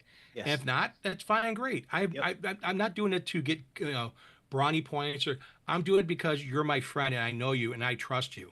Oh yeah. And I'll tell you, Willie's one heck of a DJ, and plus he's bilingual. I mean, he has two things going right there for him. I mean, he's a great guy, great personality, unbelievable. So, DJ Pretty Boy had wanted to know, what do you put in your brochure? Is it identical to your website, or what kind of information do you put in? He has to have a picture of him with his hat on. I love that hat on him. I don't wear a hat. No, Pretty Boy. Oh, Diego. My brochure it mirrors a lot of our website. Like our About Us is on the front, our logo, colors, everything's consistent and matches with our website. And this is the thing, is that people don't understand. There's a difference between marketing and branding. Branding is consistency, and you're always through everything the same. Marketing is showcasing your business and selling your business. Branding is what makes your business unique. You see the logo of the M for McDonald's, it's McDonald's. You know what that logo is. That is branding. McDonald's is going to be red and yellow with everything. That's McDonald's. Yep. Those are their colors. When I see a commercial for McDonald's, that's advertisement. That's marketing. There's a difference between the two. And you want to have everything branded the same. So your logos and everything, you want to give a description, how you are different, what you're going to do for them, and then your packages. These are my packages. This is my pricing. Yes. They want to know pricing. They want to see that. The other thing also is that they want a $500 DJ and you're $1,000. Do you want to waste your time and their time on talking to them and then find out at the end that you're too expensive for them? Or do they say, hey, Diego impressed me so much, or Kevin impressed me so much, I want to spend the extra money and hire them for my wedding? It's one of the things that, I'm a big supporter of having pricing, because it keeps away a lot of tire kickers. It keeps away a lot of people who are, not sure what they want to do. And again, they just started looking, so gives them ideas. Like, you could tell them, hey, I'm in the middle. There's people more expensive and less expensive than me. They had to decide what they want to do. Do they want that $500 DJ, or do they want the $5,000 DJ?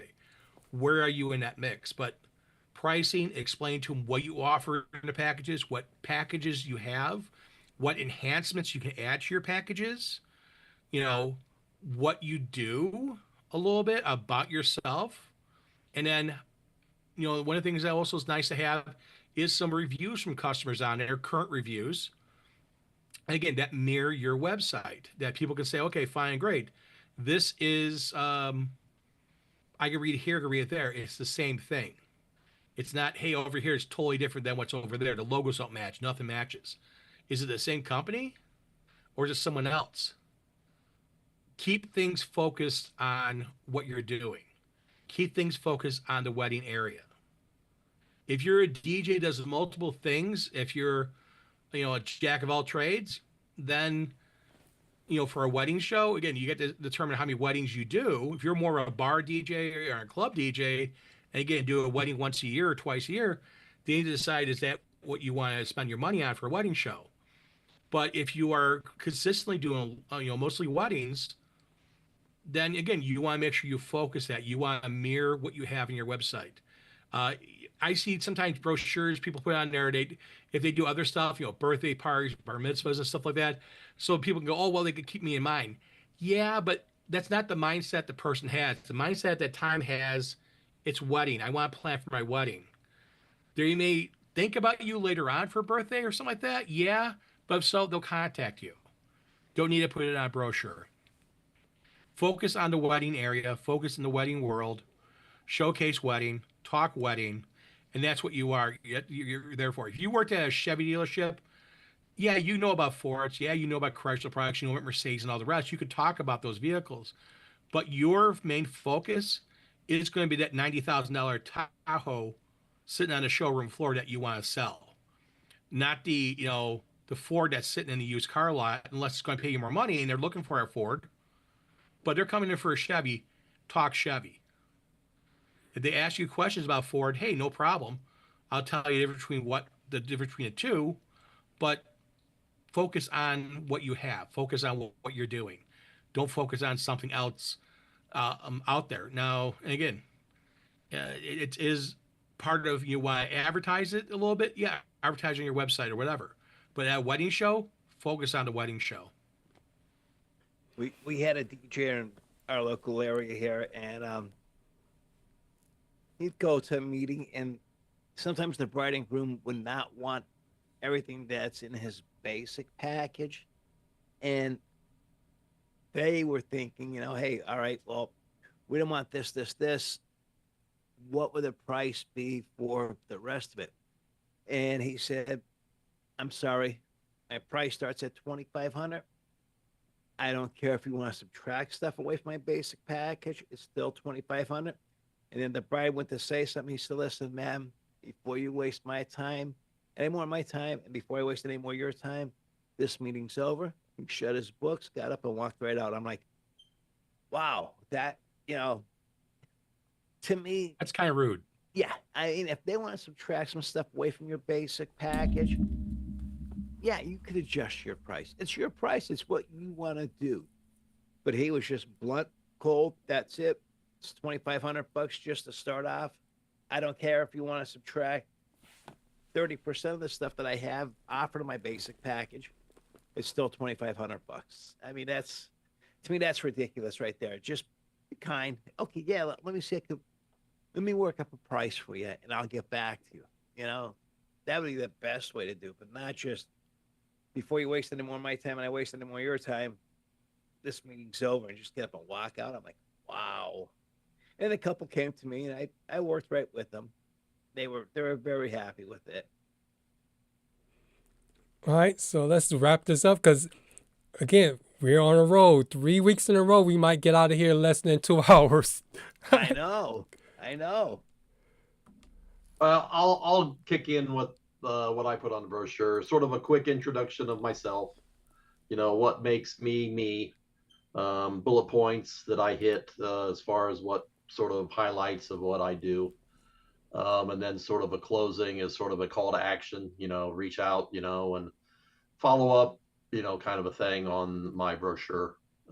Like I said, I like to make the brochures not time sensitive, because the other thing that could be is Buddy could give out a brochure from 3 years ago, or someone could have handed it to someone else, and they go, well, I have this brochure, it says it's this much. How come you're $500 more or $750 more? So like I said, I just keep the pricing listed to a minimum so it can't come back and bite you in the ass. Or you could be just like Mikey's friend that says, my price starts here, end up meeting, and walk away. Yeah, well, I mean, basically what that guy sounds like is he must have a package where he's got extra things in it. So he doesn't just have a basic package. And he don't want to price one, I guess, because he's afraid he might just end up selling this base package, and he don't really want to sell that. That basic package basically included cocktail hour, dinner hour, introductions, and like 2 lights that would be mounted onto the speaker poles. That was it. And that's pretty basic. I mean, yeah, what it's just want to take out then. I mean, I couldn't believe it. I mean, maybe they didn't want cocktail hour. Maybe they didn't need dinner hour. I don't know what they approached him with. But when they came to me, I told him, yes, I could do cocktail hour, I do dinner hour. I could do other things for you if you want me to do it for you. And I'm gonna beat that guy's price because I mean, they were so brokenhearted when he pulled the rug right out from underneath their feet, and they're planning their wedding, and then all of a sudden, gone. You know.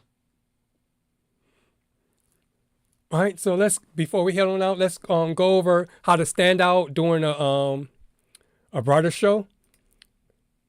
Why is my thing not moving? All right.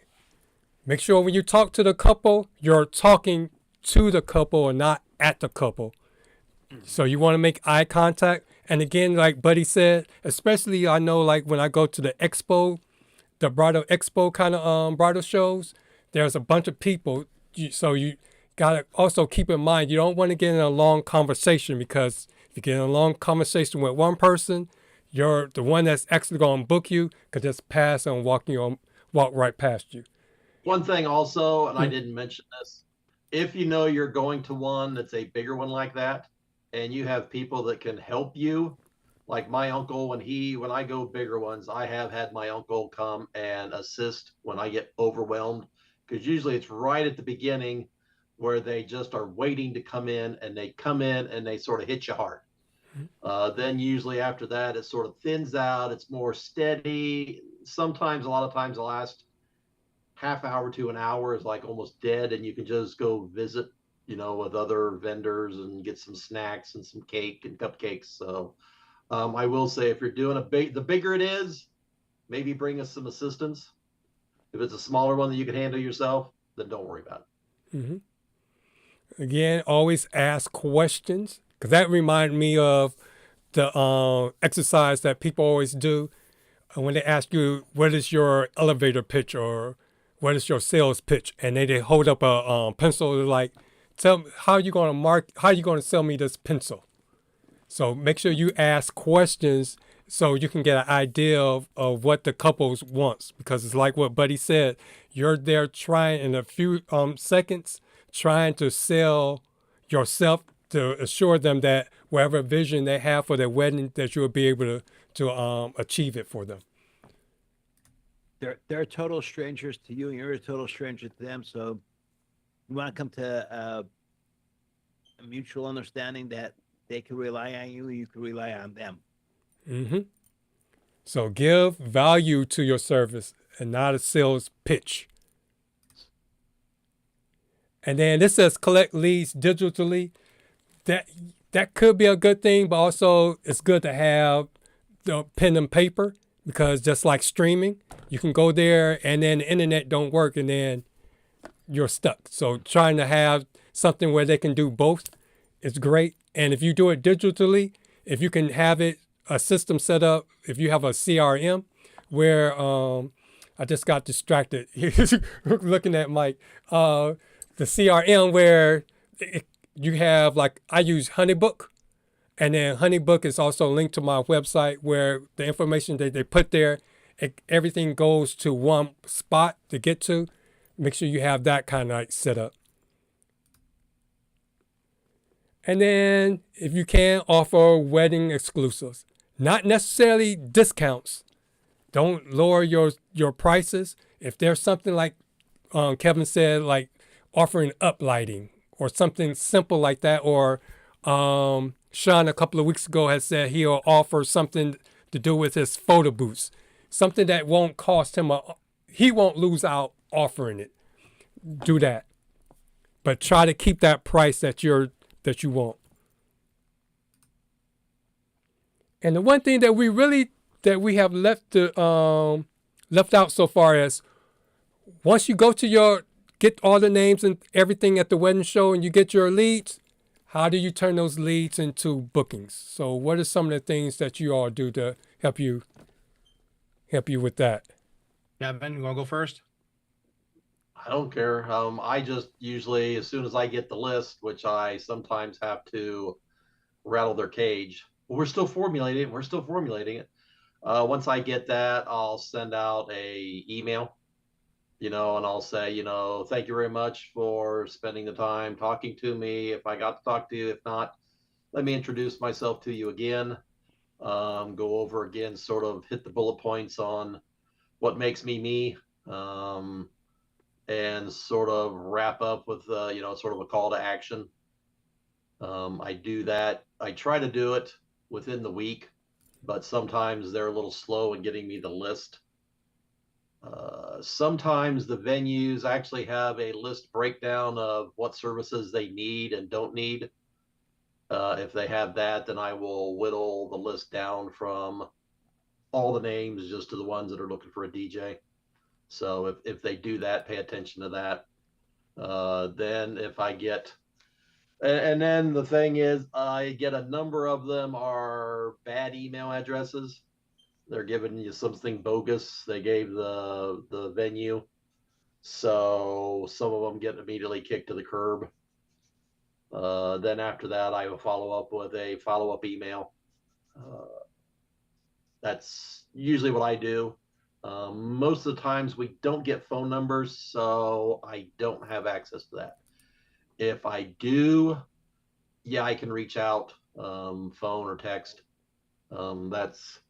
That's my way that I sort of work after the event. Okay. You pretty much followed the outline that was here. So I guess Chat GPT must have got the Kevin way of doing it when it putting it together. Well, it's the right way. It's the Kevin way. So. Well, one of the things that, like, again, the sheet I have with the information on there, I do get phone numbers and I do text. I will send out emails. Usually 2 weeks is about the time that you want to do stuff. It's still fresh enough. It gives people enough time to take a breather because they got information overload going to the wedding show. And it gives you some time as well to go through everything. And then you can kind of filter through and see what weddings you want to pursue. Because some things are like maybe too far away or it's too far of a date. And I look how far out the wedding is. If they're asking for 2027 and I'm looking for 2026 weddings, okay, that's a little far out right now. I know 2026 is right around the corner, but I want to look at how far out stuff is and have it set for a future date that I'm going to message them. But I definitely want to text them and really quickly, hey, how you doing? I saw you at the wedding show. This is Buddy with TBM Productions, or this is, I actually say this is Buddy and Tracy from TBM Productions. Excuse me. We met you at the wedding show at what wedding show it was. We'll love to talk to you more. We'd love to set up a meeting with you. When are you available? We always say Zoom meeting, so that way we can get stuff and go by text. Text is a big thing. Again, going back to the meeting we had, the classroom we had, text is a big thing for the Gen Zers, and you got Gen Alpha coming up a little bit, but also you have the millennials. Those 3 groups right there, texting them is more important than email. So getting on the text area and sending them a bunch of text messages is an important thing because you want to get them and get their mind set on what they're doing. Mm-hmm. Yep. Definitely the text. I mean, I've never done a wedding show, so just going by my correspondence with DJ or wedding brides and grooms calling me, and they'll call. The first thing they'll say, how much is your wedding packages? What do you charge for a wedding? And then I come back to them and I say, well, I need some more information. I need to know the date, the time, how many hours, and can you please text that to me? So then they text it to me. At least I have it in black and white there, and I can go back through it, then send them a price on it. Then they come back to me if it's acceptable. Then we set up a meeting. But I always have that text there. And then after that, I will correspond with them either, phone call, email, or text message. The phone call I like for like a casual conversation, but for pricing or anything and specific times and specific things throughout the night that are going to transpire, I would rather have that in the text or email message. This way you have it in black and white, because I had so many clients say, well, I booked you for this time. We told you the ceremony was changed to this time. Well, here's the last text message you gave me. Just this past September, I had May, I had a bride send me 4 songs for her brother to dance with his mom. He ran away and eloped. So she sent me 4 songs. So I sent her back. I said, listen, which song out of these 4 do you want your brother to dance to? The one I sent you. You sent me 4. So I took a snapshot of it, sent it back to her, a screenshot. She was, yeah, that one. I'm like, okay, well, I'm putting all 4 songs in a crate. And the one I picked that I thought was more for mother and son was the wrong one. She came running up to me. She says, Mike, that's the wrong song. I said, well, you got 3 more to go through here. So you pick it out here. So she picked out the right song. I slowly faded that one song out and got the other song back on.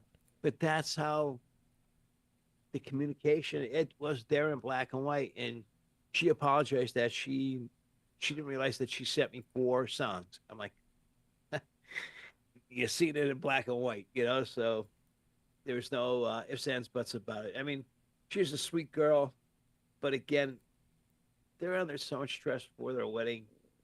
It's your parents and your bridesmaids and other people in your ear. So your DJ sending you stuff too. Your photographer might be sending you stuff. And then if you have a wedding coordinator, she may be sending you stuff or he may be sending you stuff. So, I mean, it's a stressful day for them. I try to make it as stress-free as possible. Deal with me. The DJ is the one who keeps everything in line. The DJ is the one who makes sure everybody is lined up properly to be introduced to everything. So trust the DJ. That's what I say. That's why it's important to have a strong, like CRM kind of system going, be it Honeybook, DJ Event, or even if you just use Google or whatever, something that's going to capture all that information and keep it in one spot, and something that's shareable. That's why I like Bible. So therefore, I don't run into all the I want this song and we're on the same page with the song because the song is right there that you picked. So I download that specific song. Yes, exactly. I would have kept asking until I was sure which one was it, but you learned from it.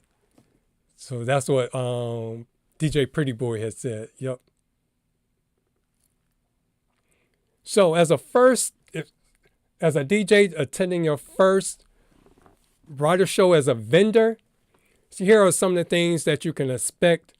One, even Buddy had mentioned it. I was kind of like surprised. I thought Buddy was the king of weddings. Don't expect a bunch of bookings. So but make sure when you go to the show, at least have some kind of idea of what you're I guess you could say a attainable goal. So let's say when I get there, I would like to at least get like 20 leads or something, 10 leads. And maybe out of those, maybe I can get 1 or 3 of those leads booked, something that's obtainable. Because if you set your expectations too high, you could be disappointed. Also, make sure, just like Buddy said, because I know there's the one that I had inquired about participating with, it was super expensive.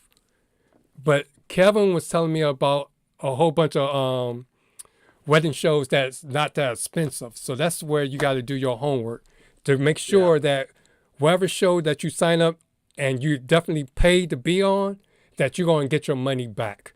So if you're starting out, to me, I would start out on a more reasonably priced show.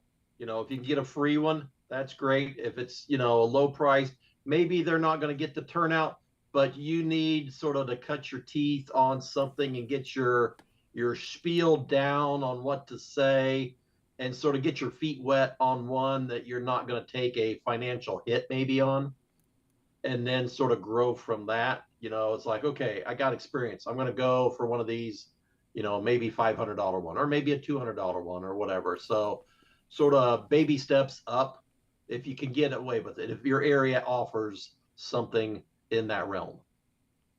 And one of the things also when you're talking to people at the wedding show, the producers of the wedding show, ask how they're advertising. Are you seeing their advertisement? either on social media or whatever, because the more information you have about it, the more informed decision do you want to use this wedding show. A lot of times the free wedding shows, they are free for a reason. And if they're at a venue, okay, fine, great. They're going to do stuff and they're going to do some marketing because they want to get people in there. But if it's a small little wedding show, you may not get a good amount of brides. So that's the thing. And again, it's not a bad thing to do a free wedding show and get the basics and understand a little bit about it and actually do one. Kind of get your feet wet, but you have to understand that you kind of get what you put into it. The more expensive shows don't exactly mean that you're going to get more brides. It means usually they have a bigger budget for advertisement. Now, what translates to you, can you connect to those brides? Yep. And I then the thing that I think is if you're doing a free one, it's going to attract brides and couples coming to that. They're expecting a lower budget DJ because the bridal show is free. It's free to get in. They may get some snacks and stuff from the vendor who's holding it. Even if that vendor said, all right, hey, it's not a free show, we're going to charge $10 to get in or something like that, make it very economically safe for them. And then for the vendors, say, if you usually go to a bridal show, I don't know what they charge for a booth, but just say they charge usually $500, but we're going to charge $100. So this way we can give something away at the end of the night to the one or two of the couples. That way it's going to attract more of the right people. Do you want to say that? Yep. But I was going to say, DJ Pretty Boy has said his is free. That's why he's doing it. So, but well, that's he got an invite from his the wedding coordinator. Yeah, but no. When I had spoke about being free, I was talking about actually paying, because a lot of wedding shows, vendors, you have to pay a large amount of money. So free means the vendor, you don't have to pay to be there. You just sign up and you can go. That's what I'm talking. As far as admission being free, I don't know about all that. I just know what I have to pay to be there in order to participate. But now, one of them I attended was a little bit unique in that you could have two ways. You could either pay a small fee, or you could create a gift bag that they would then randomly pick a winner from of a certain dollar value equal to what you were going to pay to have your spot in the venue. So it's like I ended up doing, because I had a lot of little knickknacks here that I've collected over time. So I just created a gift bag that hit that dollar amount, and I went that route. So I didn't end up having to pay at all. I just had enough things that where I thought, something that would be like on their registry list, knives, forks, spoons, dishcloths. I had a bunch of little things like that I collected over time. So I ended up going that route. So it's not always pay or free. Sometimes it's, you trade us something for being here. Is that something that no matter what show you do that you need to ask for, or is that something that's offered to you from? That was an offer come from the show. I haven't had any other ones ask. Maybe I should ask if they would like to create more, free gift bags to give away at the end of the show, because I think a lot of the businesses that were set up there were doing that. Mm-hmm. So I thought it was a win for me. So I went that route. I guess maybe in the future I'll have to, maybe ask some of these other ones. It's like, are you wanting just the dollar amount, or would you be willing to give you, especially if I can get the retail value of being X amount of dollars to be at that level, but for some reason I maybe got it for less, so I sort of save money, but still the retail value is that amount. So I'll have to look into that more this year on the ones I'm thinking about doing. Okay. And then talking about price, I know you all mentioned earlier that you can pay to be a vendor, a preferred vendor at some of the shows. So how do you go about doing that. Is that something that you have to be offered that opportunity, or is that something that you can look for You mean at yourself? a bridal show, a preferred vendor? I've never experienced that on any of the ones I've been to. Now, my friend, he has done I would call it either a niche or a boutique, where there was a venue where they only had like a limited amount of guests, or not guests, limited amount of vendors that were in there. So it was my friend and one other DJ company. I think there was like one food caterer, one photographer, two photographers, but they were only inviting the people that were booked at that location. So the day he did that, I think he got like maybe 8 people come in. So it really wasn't worth his time. But I was doing a bridal show that was a small one, and I got more than his turnout. So it's like, wow, I'm glad I didn't have the opportunity to come to yours, because that was very limiting. But I have never been. I've never been to a bridal show where there's preferred vendors. Now maybe that's something in the buddy area, but that's not that I know of. Preferred vendor for the venue. Oh, so I'm a preferred vendor at the venue, and that's I thought you were talking about just for a bridal show. No, Okay. I'm a preferred vendor at the venue. Oh well, yeah, That is the venue's wedding show, and Yeah. that's what they primarily had at the wedding show, were their preferred vendors. It's a vendor showcase. So this is another one you don't have on your list. Vendor showcases. Venues will do that. They'll showcase the vendors that they have partnerships with, and have a show there. When I was part of when Noah's event centers was around before they went bankrupt, and that's a whole thing. You guys can Google Noah's event center. That's the owner went to jail and stuff like that. He was shuffling money around, but they would have vendor days. They would have 2 of them, and I had both locations here in the Chicago market. So I would have 4 days a year. They would have vendor showcase, and they would bring all the vendors, their caterers, photographers, videographers, DJs, and you would not pay anything for that because they're showcasing in the venue, but they would advertise all their clients, saying, hey, come look at all the vendors that we have here.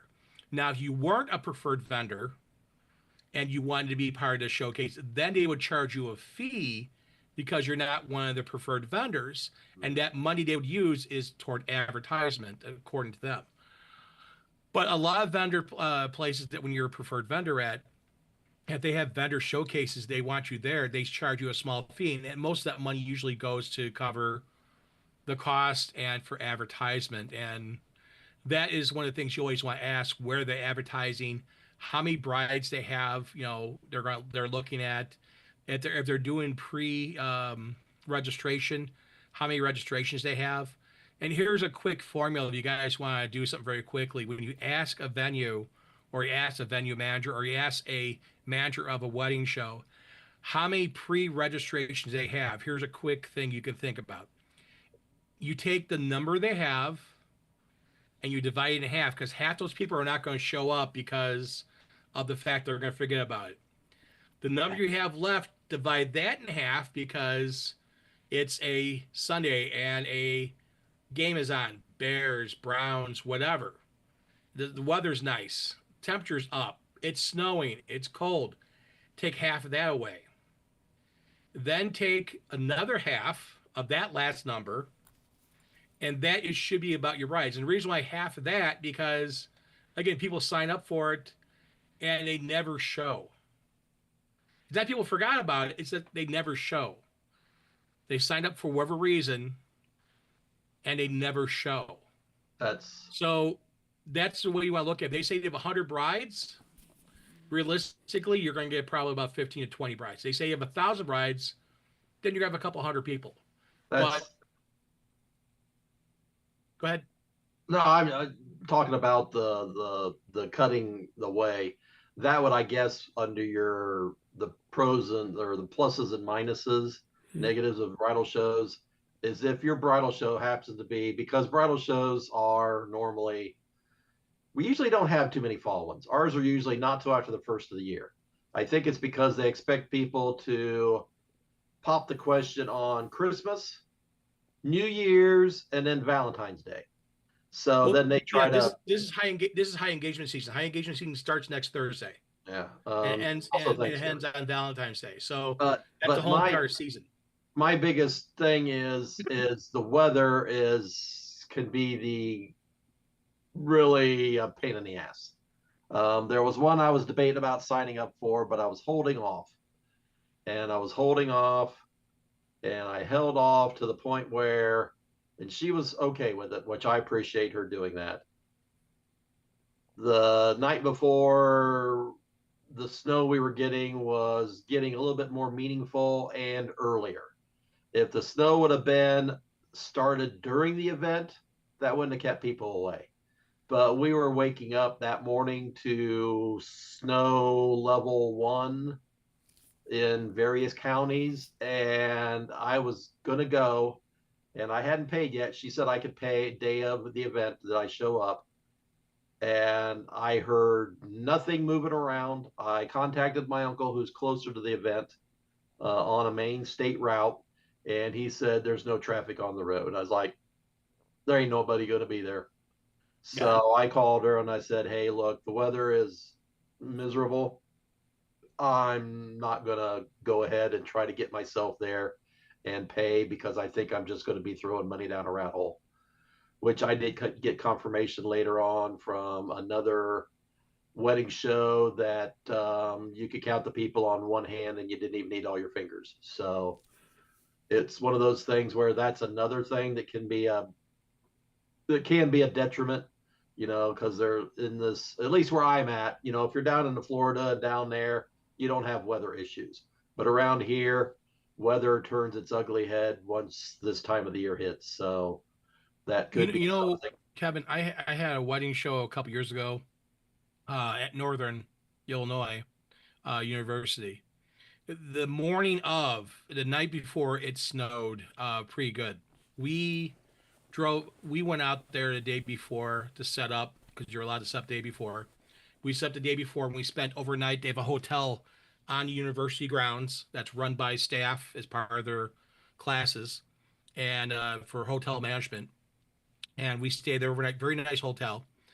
And we came out next morning. The roadways, everything is all covered in snow. They were plowing, they were salting. The snow stopped, but it was everything. We got probably 6, 7, 8 inches of good fluffy snow. And Tracy and I were looking at each other going, I wonder how busy we're going to be today. And Tracy's like, I don't feel we're going to be that crazy busy. We were blown away by the amount of people that were there. So it can be, if the snow just ended, people are going to go out and want to do things. So that's the thing you have to decide is what is good. If it's, if you never know what you have until you get there, and nothing ventured, nothing gained. So bad weather, yeah, but if 4 people showed up, if you're one of 2 DJs and you can sway someone, is it worth it? That's something you have to decide for yourself. So if you're going to spend the money, and most wedding shows want the money pretty far up front. They don't want the money day of. They want the money weeks beforehand. And usually they don't give refunds. So if you're going to put the money out for it, and if it's, not dangerous to you and you can get to it, I would say go to it and see what happens. Again, worst comes worse, you make a bunch of friends with other vendors. Best comes to best, you get a wedding or 2 out of it. And I've done that. So I would never say, hey, you know what? It snowed earlier today or yesterday, I'm not going. No.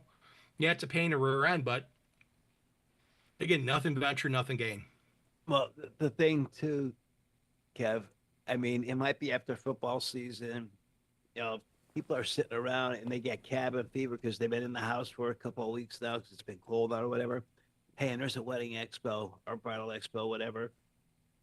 Let's go to it. Even though it's snow, we're going to take our time. If it's an hour ride, it may be an hour and a half ride because of the snow. So we'll leave 2 hours early. We'll get there. We'll stop for something to eat. You have to think on their logic too, because know, they have cabin fever now because they've been stuck in the house for a couple of weeks. Football season's over. Maybe the husband isn't into basketball, so they just want out, you know, our future husband.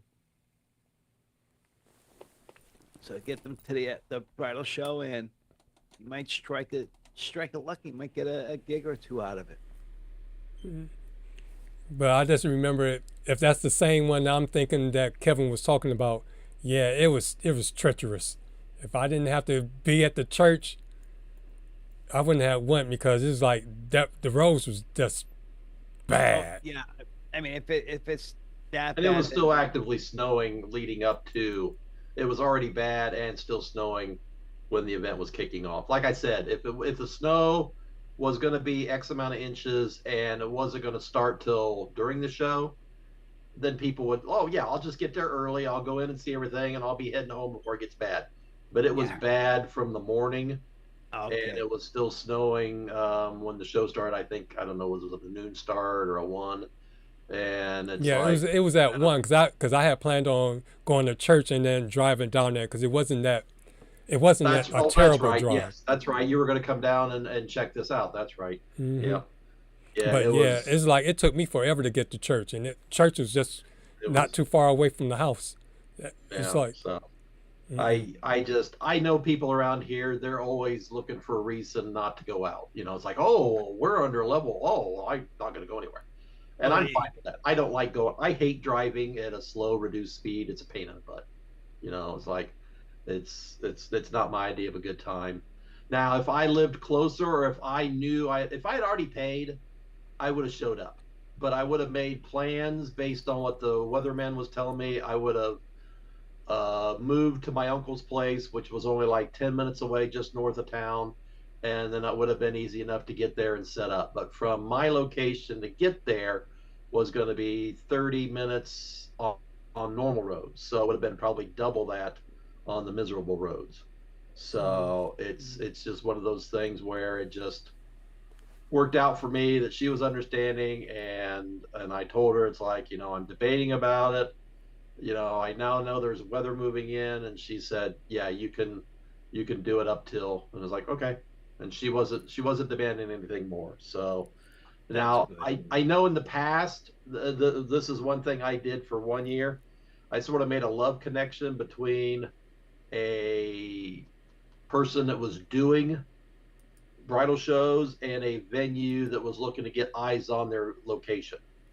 I had done a wedding at a place, and they were like talking, I think amongst themselves or something, about, you know, it's like everybody loves our place, but they just don't know about it. They just can't, you can't see it from the road. It's back in a woods area. And I had done a bridal show just that past winter, and that lady was looking for another venue to hold one at. So I ended up connecting the dots, and I said, hey, Guy, would you be interested in doing a bridal show? And I reached out to the lady that was a travel agent, and I said, would you be interested in doing the bridal show at this venue? So I got them in touch with each other, and they did a bridal show together at that venue, and I attended it. And so I sort of made a love connection. Now, they only did it 1 year, and I think he was happy with the results. He got some, and I said, the best thing to do is have a bridal show. That way you'll have eyes on your facility and see what it looks like. And so he was tickled pink. Now, after that year, they moved into the city of Marion, and have done it in there at the fairgrounds. But 1 year I actually created the love connection between two people wanting to grow their business. Right, cool. So I guess we gotta start our streak next week. So let's do our shout outs. Again, I'd like to thank Kevin for stopping by and being a guest. You can find him at DJK Productions 1966 on Instagram. Then you can also find Buddy at TBM Productions DJ1. That's his YouTube channel. If you haven't done so already, you can join our Facebook group page and that's the URL code. Or you can just type in CUEITUP DJ Podcast. You could join a private group or public group. You can follow DJ Mikey Mike at DJ Mikey Mike on Twitter and on Facebook, and at DJ Mikey Mike 45 on his Instagram page. And then you can find me at HitmanDDub on all of my socials. And then we have something called the DJ Collective Network Primetime Shows, where it's one culture and many voices. And the views and opinions expressed during the DJ Collective Primetime Shows are those of the individual hosts and guests of that show. They do not necessarily reflect the views or official stance of the different shows of the DJ Collective Network as a whole, its affiliates, or production partners.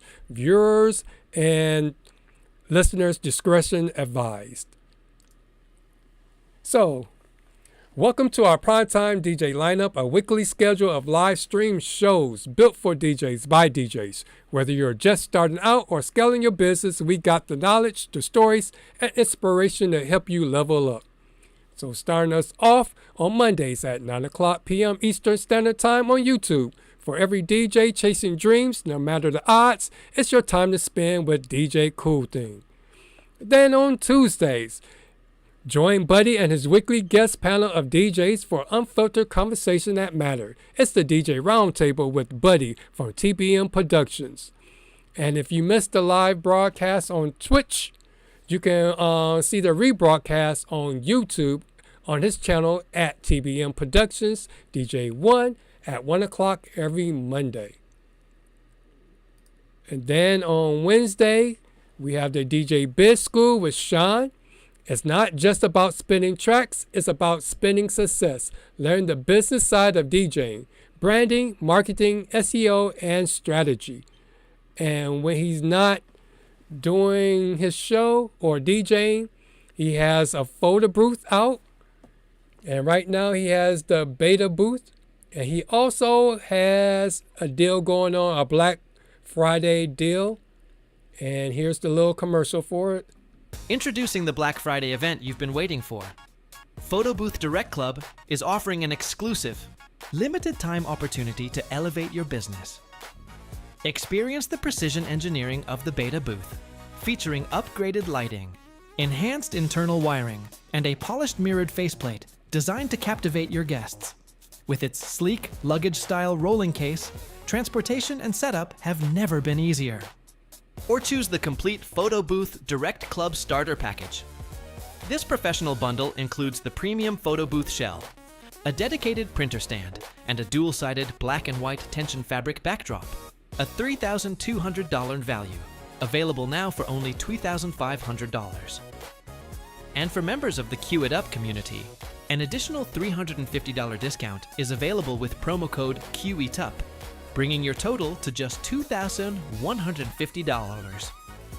Visit photoboothdirectclub.com today. Enhance your brand, expand your services, transform your events. So use our CUEITUP code and you can get $350 off. And then the Black Friday deal, you can take some money off as well. You can combine the two. So again, use our CUEITUP code.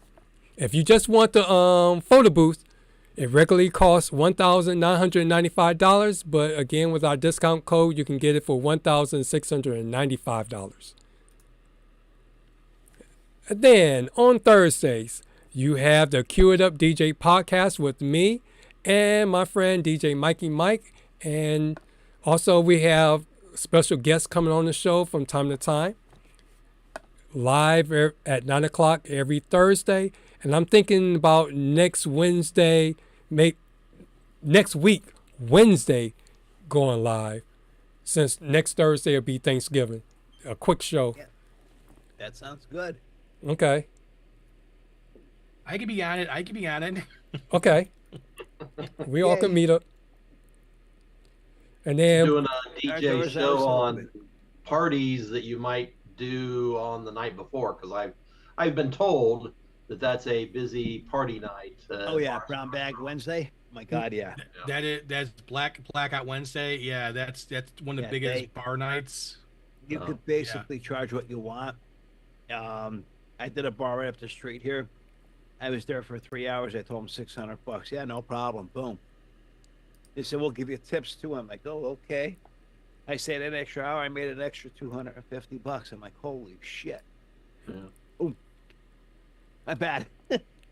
Yeah, so far they still didn't mess with my channel from when Sean did his tangent. Yes. I was really shocked what people will pay for Brown Bag Wednesday. That's what they call it around here. Brown Bag Wednesday. It's like, yay.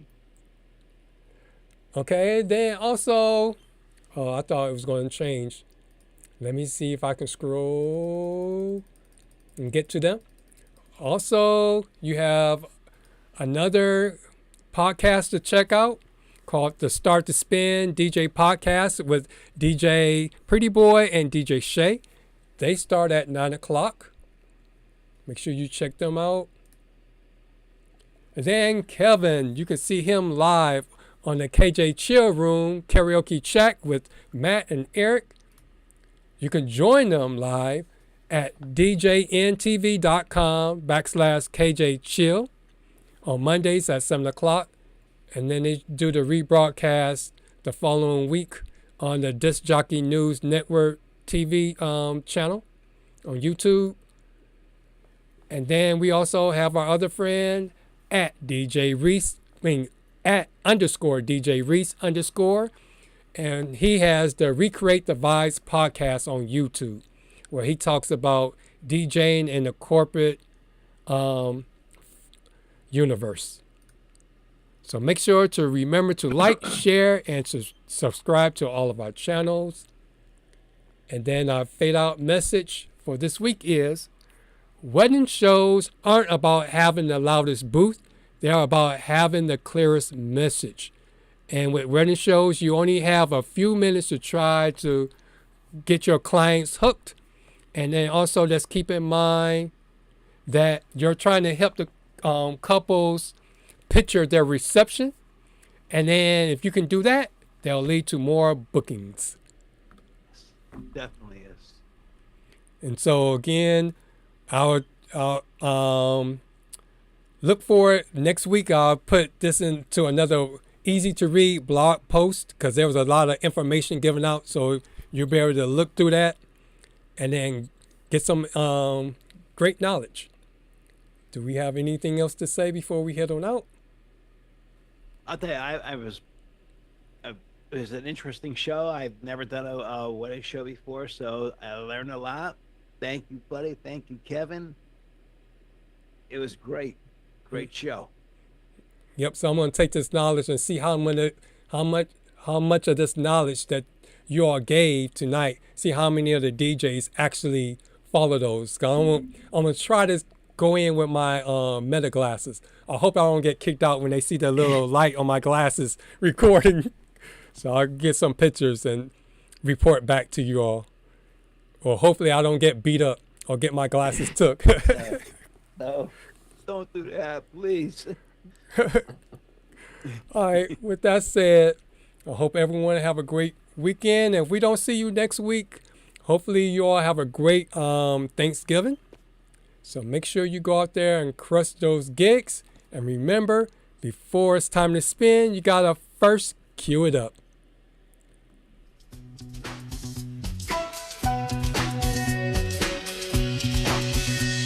I'ma rise like the sun while the world still sleeps. Scouring the sights looking for new leads. Marathon gigs with no in between. Your worth is from a rear view they seen. They want to party, but I'm battling fatigue, chasing passion while my mental is still out on leave. It's an everyday hustle, so respect the DJ life. We make it look easy, but the pressure's tight.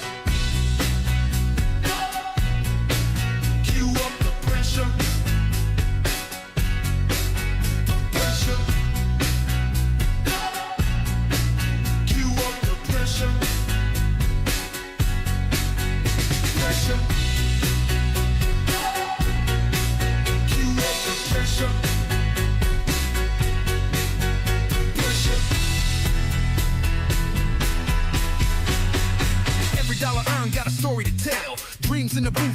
DJs dwell. Clubbing is a struggle like it's all I've got. Set it up, break it down, travel to the next spot. Ambitions, the engine stay sharp like a tool. Revving through my gigs, power drinks is fuel. It's an everyday hustle, we'll respect the DJ life. We make it look easy, but the pressure's tight. Pressure, cue up the pressure. The pressure, pressure, cue up the pressure. Pressure, pressure, cue up the pressure. The pressure.